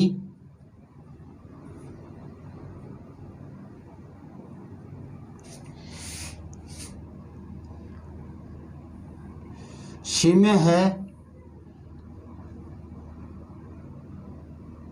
1 तथा 2 के मध्य, और डी में है इनमें से कोई नहीं, इनमें से कोई नहीं। और प्रश्न क्या है, उचित भिन्न का मान सदैव होता है। तो उचित भिन्न का मान सदैव क्या होता है, उचित भिन्न किसे कहते हैं, वह भिन्न जिसके अंश का मान हर से छोटा हो, वह भिन्न जिसके अंश का मान हर से छोटा हो। जैसे P/Q है, यह भिन्न है तो इसका अंश ही यह है। यदि ये उचित भिन्न है, क्या है उचित भिन्न है, उचित भिन्न है, इसका मतलब जो P है वो सदैव ही Q से क्या होगा, छोटा होगा। ठीक है, Q से छोटा होगा। जैसे मान लो मैंने ऊपर 1 रखा तो नीचे 2 आ गया, तो क्या हो गया, इसका मान 1 से छोटा हो गया, सदैव 1 से छोटी होगी। क्या होगी, सदैव 1 से छोटी होगी, क्योंकि अंश का मान हर से छोटा होता तो वह भिन्न सदैव 1 से छोटी होती है, तो सदैव 1 से छोटी ही होगी।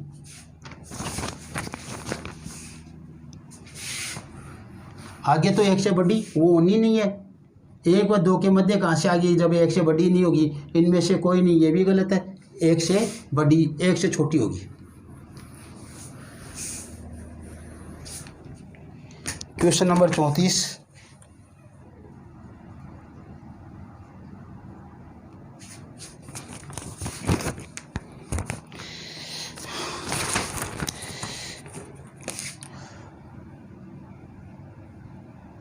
ऑप्शन है, 1 मिनट।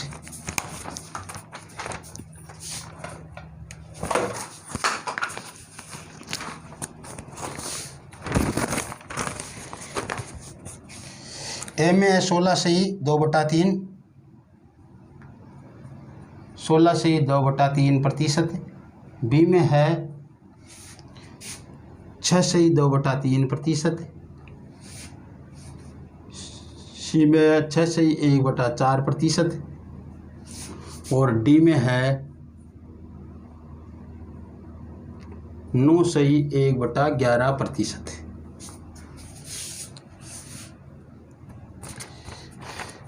और प्रश्न है,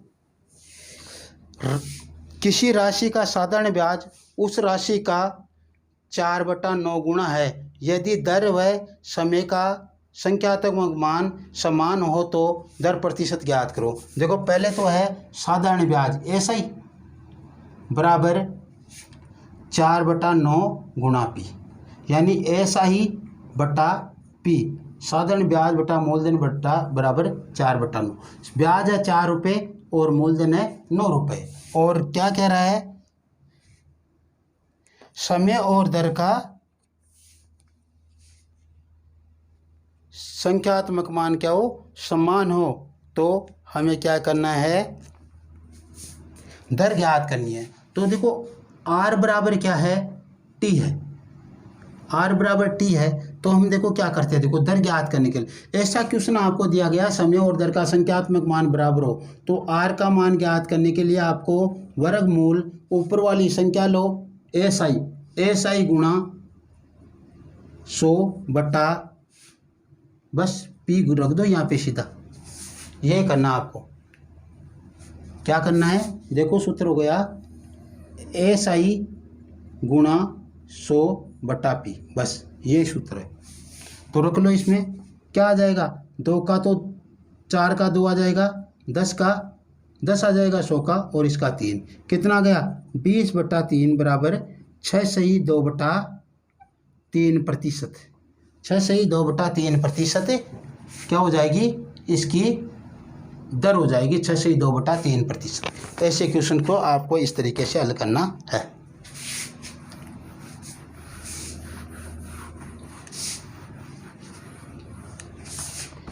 पैंतीसवां क्वेश्चन है,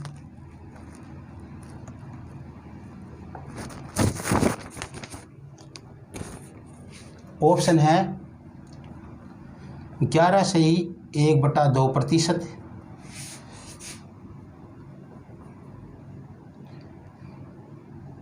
10%, 12 सही 1/2% और 15%।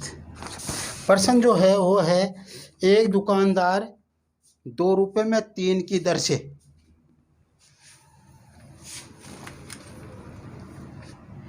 यहाँ पे तो वस्तु लिख देता हूँ मैं, और यहाँ पे मूल्य, और यहाँ पे लिख देता हूँ क्रय मूल्य, और यहाँ पे विक्रय मूल्य। क्या कह रहा है, 2 रुपये में 3 की दर से। अच्छा, तो यहाँ पे मूल्य कर लो और यहाँ पे वस्तु।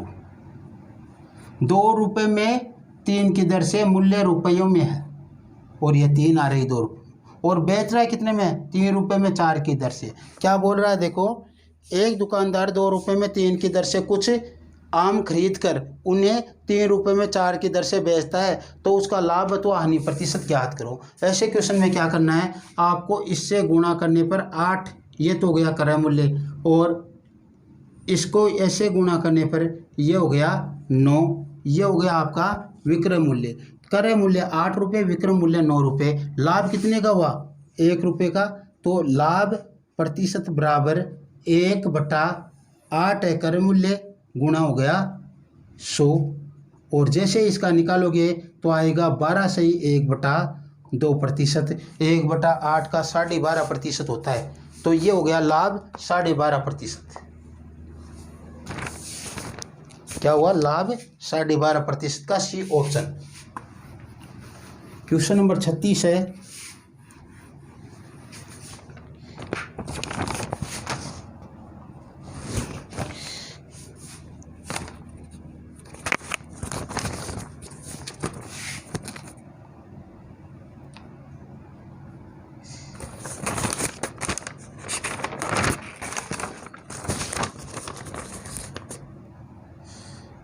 बहत्तर प्रतिशत,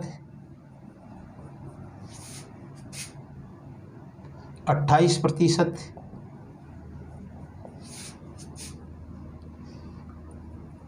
49%, 31%। कह रहा है 2 क्रमागत बट्टा 10% व 20% के समतुल्य बट्टा होगा। 2 क्रमागत बट्टे हैं 10% और 20%। तो 100 तो कुल मूल्य मान लो उसका, 10% दिया तो 90/100 हो गया, और 20% दिया तो 80/100 हो गया।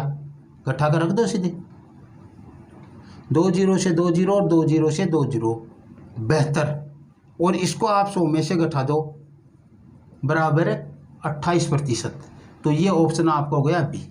बटा दे दिया ना, 100 रुपये की कोई वस्तु थी तो 90% यानी 10% का बटा दिया 90/100, और यहाँ पे फिर 20 का और दे दिया तो 80/100 हो गया।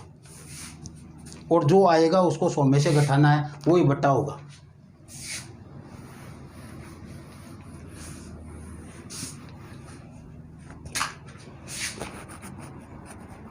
क्वेश्चन नंबर 37 है।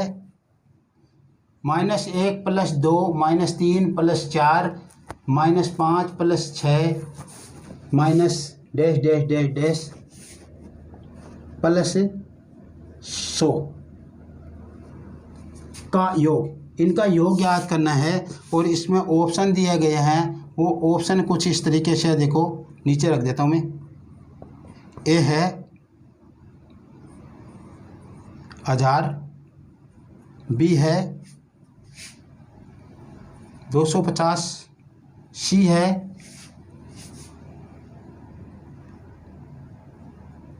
500 और डी है 125। KVM में आया हुआ क्वेश्चन है, केंद्रीय विश्वविद्यालय में आया हुआ एक क्वेश्चन है। अब देखो इसका योग करना हमारे को, तो देखो 2 के जोड़े बनाओ ना आप। कितना आ गया? 1 आ गया, 2 में से 1 घटा 1, 4 में से 3 घटा 1, 5 में से 6 में से 5 घटा 1, इस प्रकार से। यहाँ पे भी 99 आएंगे माइनस में यहाँ पे, तो इनका भी मान 1, यानी हर एक जोड़े में से क्या आ रहा है? 1 प्लस आ रहा है। तो 100 तक कितने जोड़े बन जाएंगे? 50 जोड़े बन जाएंगे। 100 तक कितने जोड़े बनेंगे? सॉरी 1000 तक है, ये 1000 तक है। तो 1000 तक कितने जोड़े बन जाएंगे आपके? 500 जोड़े बन जाएंगे। 2 का भाग दे दो ना सीधा, जोड़े ही तो बनाना है 2 का। तो ये लो 500 जोड़े बन गए। जोड़े कितने हो गए? 500। जोड़े कितने? 500। हर जोड़े में से कितना निकल रहा है? 1। तो 1 गुणा 500 बराबर 500, इसका टोटल हो गया।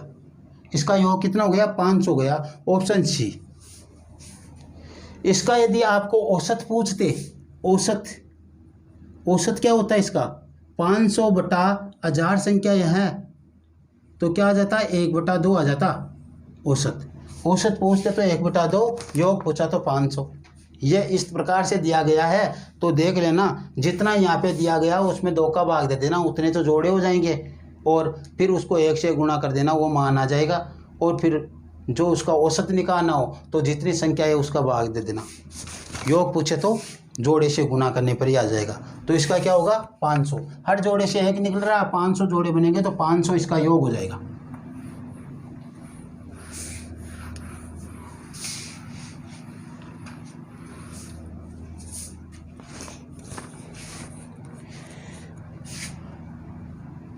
38वां क्वेश्चन है। ए में दिया गया है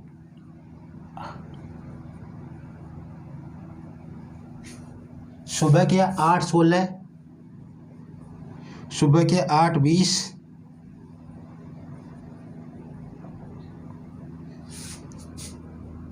सी में सुबह के 8:24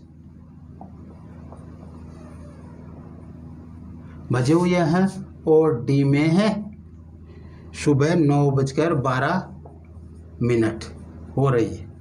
ये प्रश्न देख लो, प्रश्न क्या है। प्रश्न कह रहा है 3 घंटियां है। क्या है? 3 घंटी है। 3 घंटियां 2 मिनट, पहली 2 मिनट, दूसरी 3 मिनट और तीसरी 4 मिनट के अंतराल पर बजती है। 3 घंटियां पहले 2 मिनट के बाद बजती है, एक बार बजेगी तो 2 मिनट बाद में, दूसरी बजेगी, दूसरी अब बज गई तो 3 मिनट बाद में बजेगी, और तीसरी अब बज गई तो 4 मिनट बाद में बजेगी। ये ऐसे ये बज रही है ये घंटियां। तो ये कह रहा है ये घंटियां सुबह 8:12 पर एक साथ बजी। क्या? एक साथ बजी या बजती है। तो फिर से दोबारा एक साथ कब बजेगी? तो फिर से दोबारा एक साथ कब बजेगी? तो इनका लेना हमें LCM। क्या लेना है? LCM। LCM आएगा इनका 12, यानी ये 12 मिनट बाद फिर से एक साथ बजेगी। ऐसे तो ये बीच बीच में बज जाएगी, लेकिन एक साथ 12 मिनट बाद में ही बजेगी, ये उसके पहले नहीं बजेगी। ये ध्यान रखना। इसका मतलब 12 मिनट बाद में ये एक साथ बजेगी। तो 8:12 बजे तो पहले बजी थी 8:12 पर तो सुबह। अब कितनी बजे बजेगी? 12 मिनट और जोड़ दो तो 8:24 AM पर फिर से ये बजेगी। 12 जोड़ दो 12 में 24 हो जाएंगे। तो 8:24 AM पर फिर से ये घंटियां एक साथ बजेगी। Question number 39।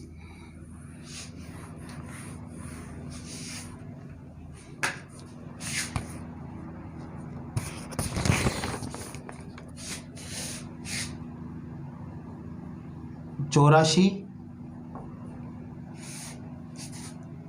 116 108 135।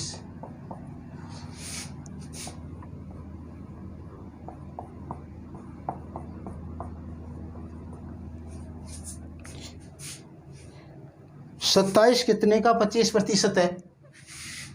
27 कितने का 25% है?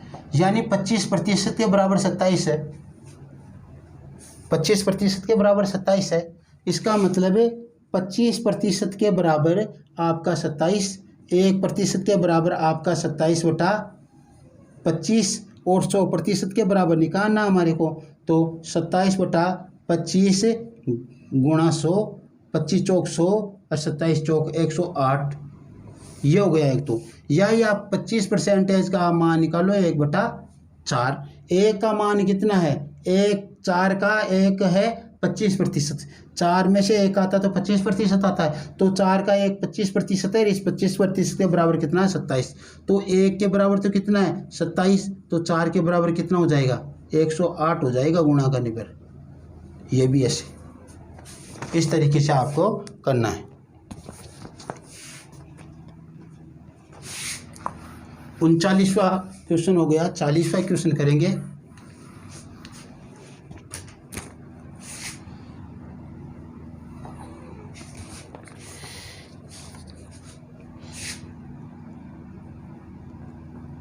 (270°,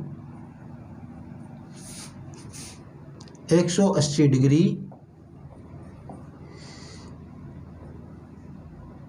360° और 540°। प्रश्न है चतुर्भुज के चारों अंतःकोणों का योग कितना होता है? तो बताओ भाई कितना होता है चतुर्भुज के चारों अंतःकोणों का योग? चतुर्भुज के चारों अंतःकोणों का योग कितना होता है? चतुर्भुज के चारों अंतःकोणों का योग 360 होता है, सभी को मालूम है। क्वेश्चन नंबर 41 में जो ऑप्शन दिए गए हैं, ए में 360 डिग्री, बी में 180 डिग्री, सी में 90 डिग्री और डी में 120 डिग्री। और कह रहा है चक्रीय चतुर्भुज के समूह कोणों का योग होता है। चक्रीय चतुर्भुज का समूह कोणों का योग होता है। चक्रीय चतुर्भुज किसे कहते हैं? चक्रीय चतुर्भुज किसे कहते हैं? वह चतुर्भुज जिसके समूह कोण संपूरक हो। वह चतुर्भुज जिसके सम्मुख कोण संपूरक होते हैं क्या कहलाता है? चक्रीय चतुर्भुज कहलाता है। सम्मुख कोण संपूरक होने का मतलब है यदि यह चतुर्भुज है आपका ए बी सी और डी, तो ए और सी का टोटल 180, यानी इन दोनों का योग 180 और इन दोनों का योग कोण बी प्लस कोण डी का भी 180, यानी सम्मुख कोण क्या हो? सरल कोण के बराबर हो या 180 हो। सम्मुख कोणों का योग कितना हो? 180 हो, तो वो चक्रीय चतुर्भुज कहलाता है। और इसमें क्या पूछा है प्रश्न में? प्रश्न में ये लिखा है कि चक्रीय चतुर्भुज के सम्मुख कोणों का योग होता है 180 डिग्री। चक्रीय चतुर्भुज के सम्मुख कोणों का योग 180 डिग्री होता है। या दो समकोणों के बराबर होता है या एक सरल कोण के बराबर होता है।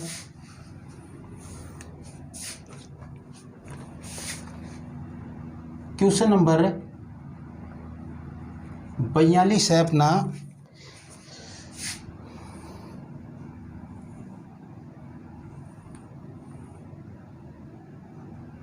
A B O C D. ये कोण तो 45 डिग्री है, ये कोण 60 डिग्री है।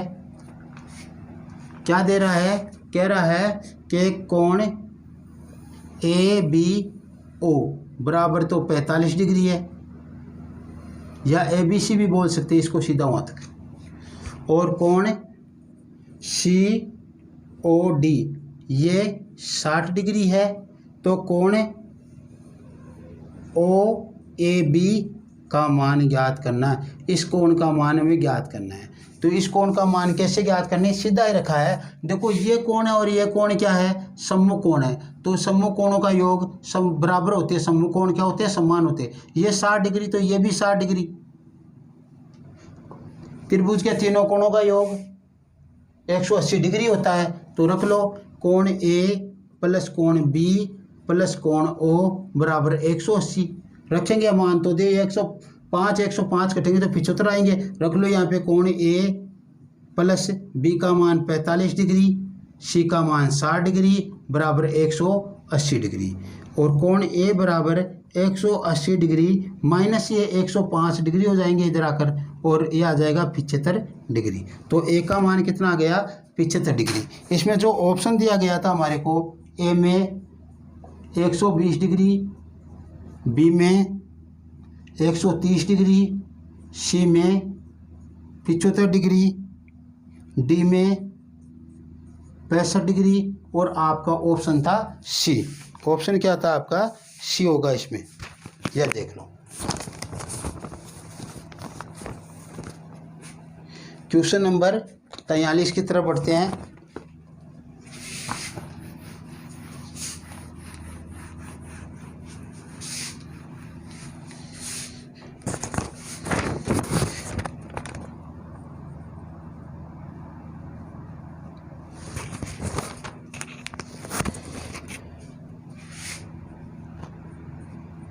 नौ सेंटीमीटर, बी में 3 सेंटीमीटर, सी में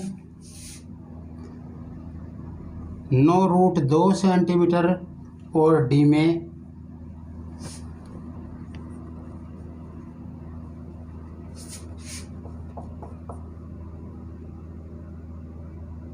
9√3 सेंटीमीटर डी में। क्वेश्चन है 43वां अपना, एक वर्ग का क्षेत्रफल 81 वर्ग सेमी है तो उसका विकर्ण ज्ञात करो।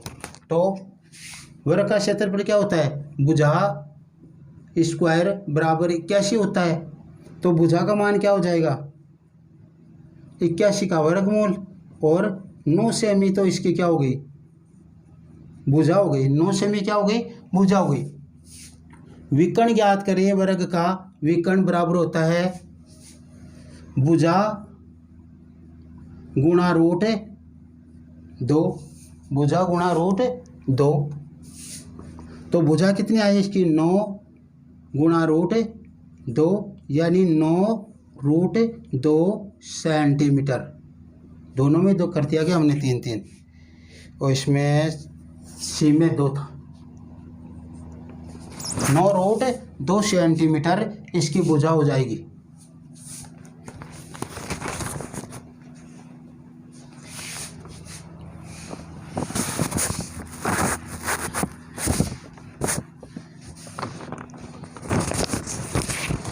क्वेश्चन नंबर 44 है,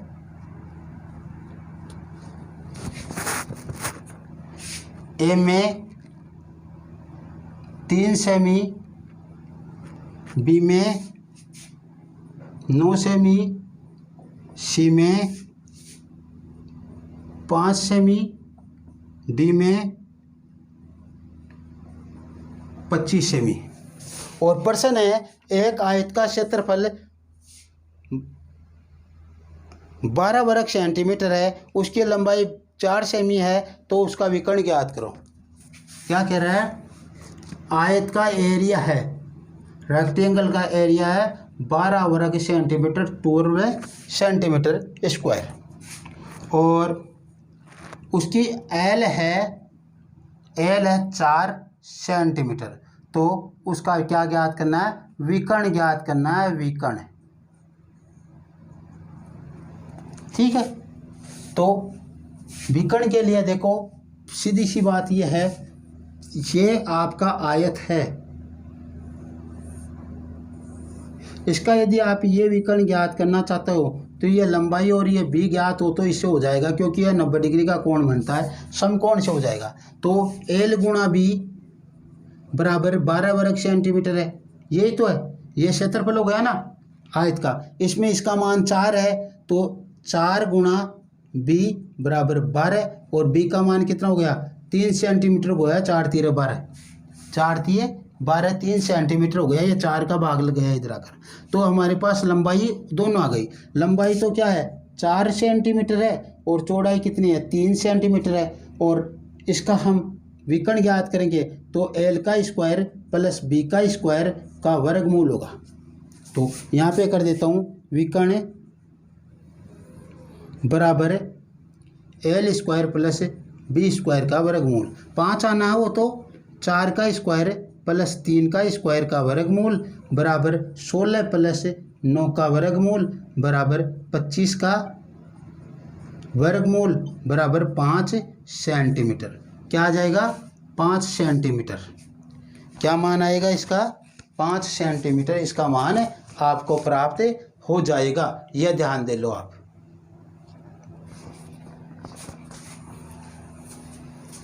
क्वेश्चन नंबर 45 की तरफ बढ़ते हैं।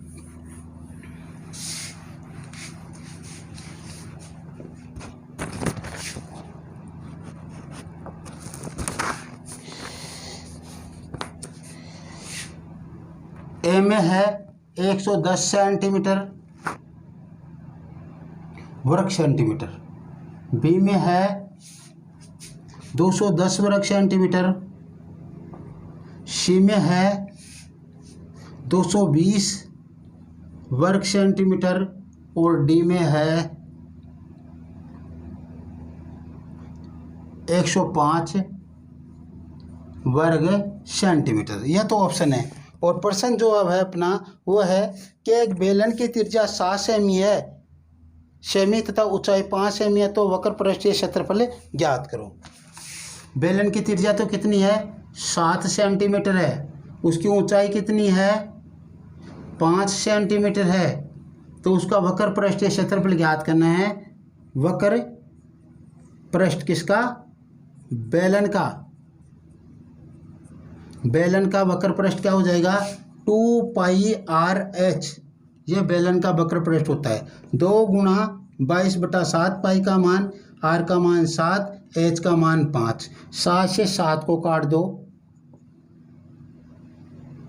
2 ये हो गया 4, 44 इंटू 5 और कितने हो गए? 20, 22। 220 वर्ग सेंटीमीटर। क्या होगा? 220 वर्ग सेंटीमीटर। सी ऑप्शन हो जाएगा।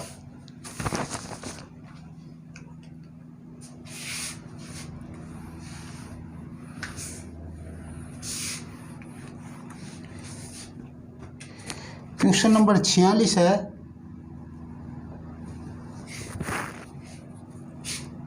ए में 0.3, बी में 0.7, सी में 1.0 और डी में 0.5। ये तो ऑप्शन है। और जो मान दिया प्रश्न है वो है 1 रुपये के सिक्के को उछालने पर हेड आने की प्रायिकता होती है। 1 रुपये का सिक्का है, उसको उछाले तो उसमें हेड आने की प्रायिकता क्या होगी? 1 रुपये का ले लो, 5 रुपये का ले लो, कोई फर्क नहीं पड़ता आपके उससे। आप देखोगे तो देखो, जो इधर वाला है, जो भारत छपा हुआ है, ये इसको तो हम हेड बोलते हैं। और जिधर ये 5 छपा हुआ है या 1 रुपया छपा हुआ होता है, उसको हम टेल बोलते हैं। तो हेड और टेल, इस रुपये को मैं उछालूंगा तो उछालने पर एक बार में या तो हेड आएगा या फिर टेल आएगा। हेड आएगा या फिर टेल आएगा। जबकि इसमें ऑप्शन तो 2 है, 2 ऑप्शनों में से एक ही आएगा। तो हेड आने की प्रायिकता क्या हो जाएगी? दोनों में से एक बार, यानी हेड आने की प्रायिकता, हेड आने की प्रायिकता क्या हो जाएगी? 2 में से एक बार आ सकता है, दोनों में से एक आएगा। या तो हेड ही आएगा या टेल ही आएगा। तो हेड आने की एक, और किस में से? 2 में से। तो 1/2 हो जाएगी प्रायिकता। और 1/2 का मान क्या हो जाएगा? 0.5। तो डी का मान क्या हो गया आपका? डी ऑप्शन इसका सही होगा। किसी सिक्के के हेड आने की प्रायिकता उछालने पर 1/2 या 0.5। तो टेल आने की प्रायिकता भी 1/2 या 0.5 ही होती है, यह ध्यान रखना।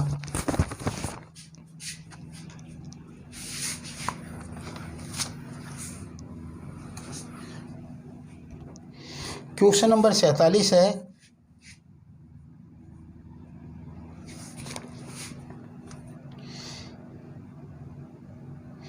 एक समचतुर्भुज के विकर्ण क्रमशः 24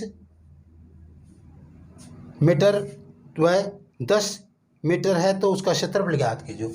D1 तो क्या है उसका? 24 मीटर। और D2 क्या है उसका? 10 मीटर। ये है। तो हमें इसका क्षेत्रफल ज्ञात करना है। क्षेत्रफल ज्ञात करने के लिए देखो, समचतुर्भुज है,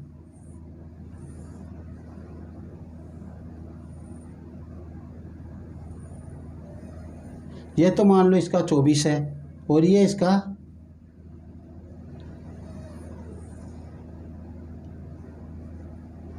10 सेंटीमीटर है। समचतुर्भुज के जो विकर्ण होते हैं ना, वो समकोण पर समद्विभाजित होते हैं। तो इधर ये 5 हो गया और इधर ये 5 हो गया, ये इधर 12 हो गया और इधर भी 12 हो गया। 24 में 2 का भाग दिया तो 12 हो गए, 10 में 2 का भाग देने पर 5 हो गए। तो ये कितना हो गया? देखो, आधार गुणा ऊंचाई, 1 का मान ज्ञात करेंगे तो 1/2 गुणा त्रिभुज का 12 गुणा 5, 5 बार 6 बार 30 आ गया। 30 को 4 से गुणा करने पर 120 वर्ग सेंटीमीटर। इसके ऑप्शन नहीं उतारे क्या, ना ऑप्शन उतारते हैं। ए ऑप्शन है 90 वर्ग सेंटीमीटर, बी ऑप्शन है 120 वर्ग सेंटीमीटर, सी ऑप्शन है 240 वर्ग सेंटीमीटर और डी ऑप्शन है 40 वर्ग सेंटीमीटर। तो क्या हो जाएगा इसका 120 हो जाएगा। क्या हो जाएगा 120। समचतुर्भुज का वैसे सीधा ज्ञात करना चाहिए क्षेत्रफल, तो 1/2 गुणा d1 into d2,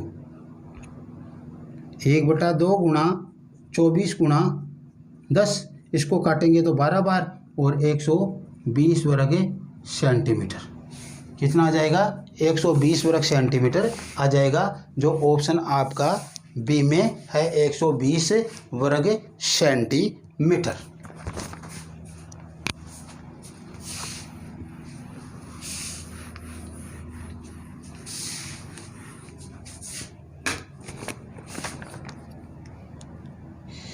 question number 47 हो गया, 48 करते हैं।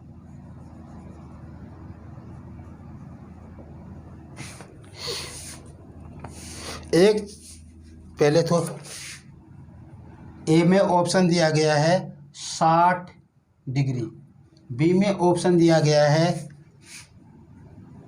45 डिग्री, सी में ऑप्शन दिया गया है 90 डिग्री, और डी में ऑप्शन दिया गया है 105 डिग्री। कह रहा है समांतर चतुर्भुज के सम्मुख कोण क्रमशः 3 अक्ष प्लस 45 डिग्री तथा अक्ष प्लस 135 डिग्री है। तो अक्ष का मान हमें ज्ञात करना है। क्या ज्ञात करना है? अक्ष का मान ज्ञात करना है। क्या है? समांतर चतुर्भुज। समांतर चतुर्भुज के सम्मुख कोण क्या होते हैं? समान होते हैं। समांतर चतुर्भुज के सम्मुख कोण बराबर होते हैं। तो सम्मुख कोण बराबर होते हैं 3 अक्ष प्लस 45 डिग्री बराबर अक्ष प्लस 135 डिग्री। अक्ष को इधर लेकर आएंगे तो 3 अक्ष माइनस अक्ष बराबर 135 माइनस 45 डिग्री। 2 अक्ष बराबर क्या आ जाएंगे? 90 हो गए क्या?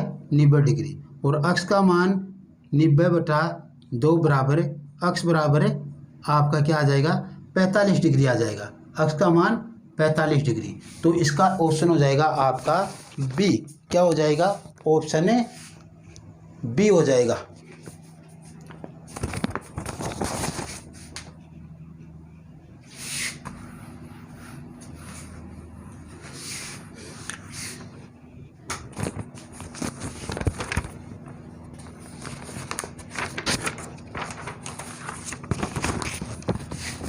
क्वेश्चन नंबर 49 है।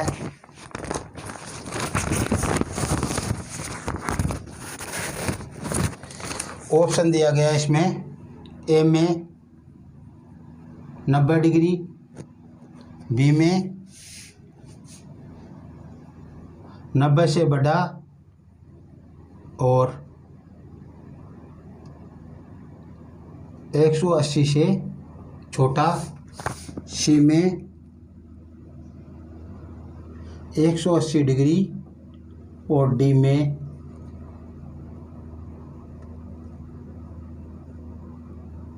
145 डिग्री।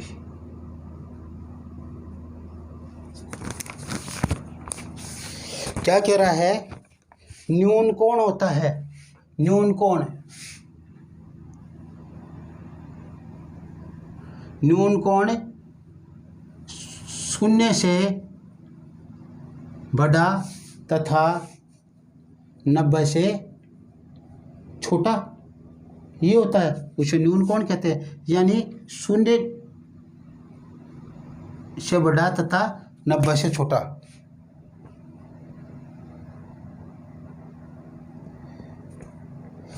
अच्छा, ऑप्शन इसमें डी में इसने 0 डिग्री से बड़ा थीटा और 90 डिग्री से छोटा इसमें दे रखा हो।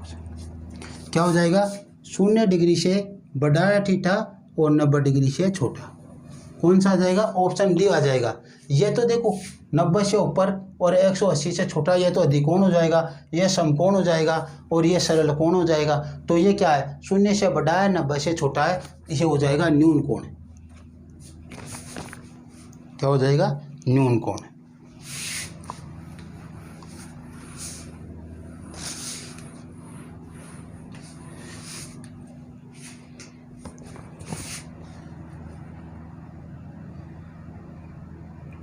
क्वेश्चन नंबर 50 है 7 सेमी त्रिज्या वाले वृत्त का क्षेत्रफल ज्ञात करो।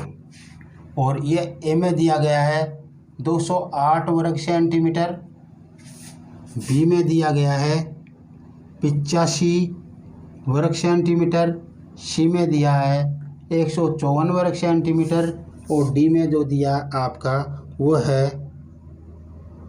308 वर्ग सेंटीमीटर। ये दिया गया है। हमें याद करना है क्षेत्रफल वृत्त का, जिसकी त्रिज्या क्या है, उसकी त्रिज्या है 7 सेंटीमीटर और वृत्त का क्षेत्रफल था पाई आर स्क्वायर 22/7 गुणा 7 त्रिज्या, 1/7 से 1/7 कर दो 22 अंते 154 वर्ग सेंटीमीटर। ऑप्शन आपका क्या हो जाएगा, ऑप्शन सी हो जाएगा। ऑप्शन सी आपका प्राप्त हो जाएगा।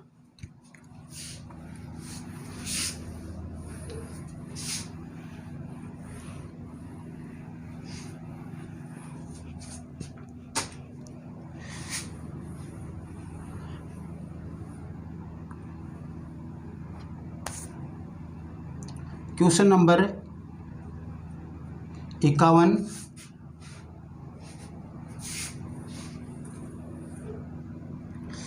एक बेलन का व्यास 14 सेंटीमीटर तथा ऊंचाई 10 सेंटीमीटर है तो उसका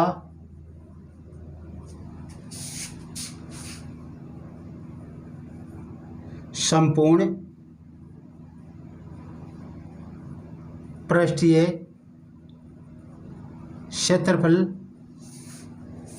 ज्ञात करना है। तो देखो क्या होगा, देखो बेलन है एक,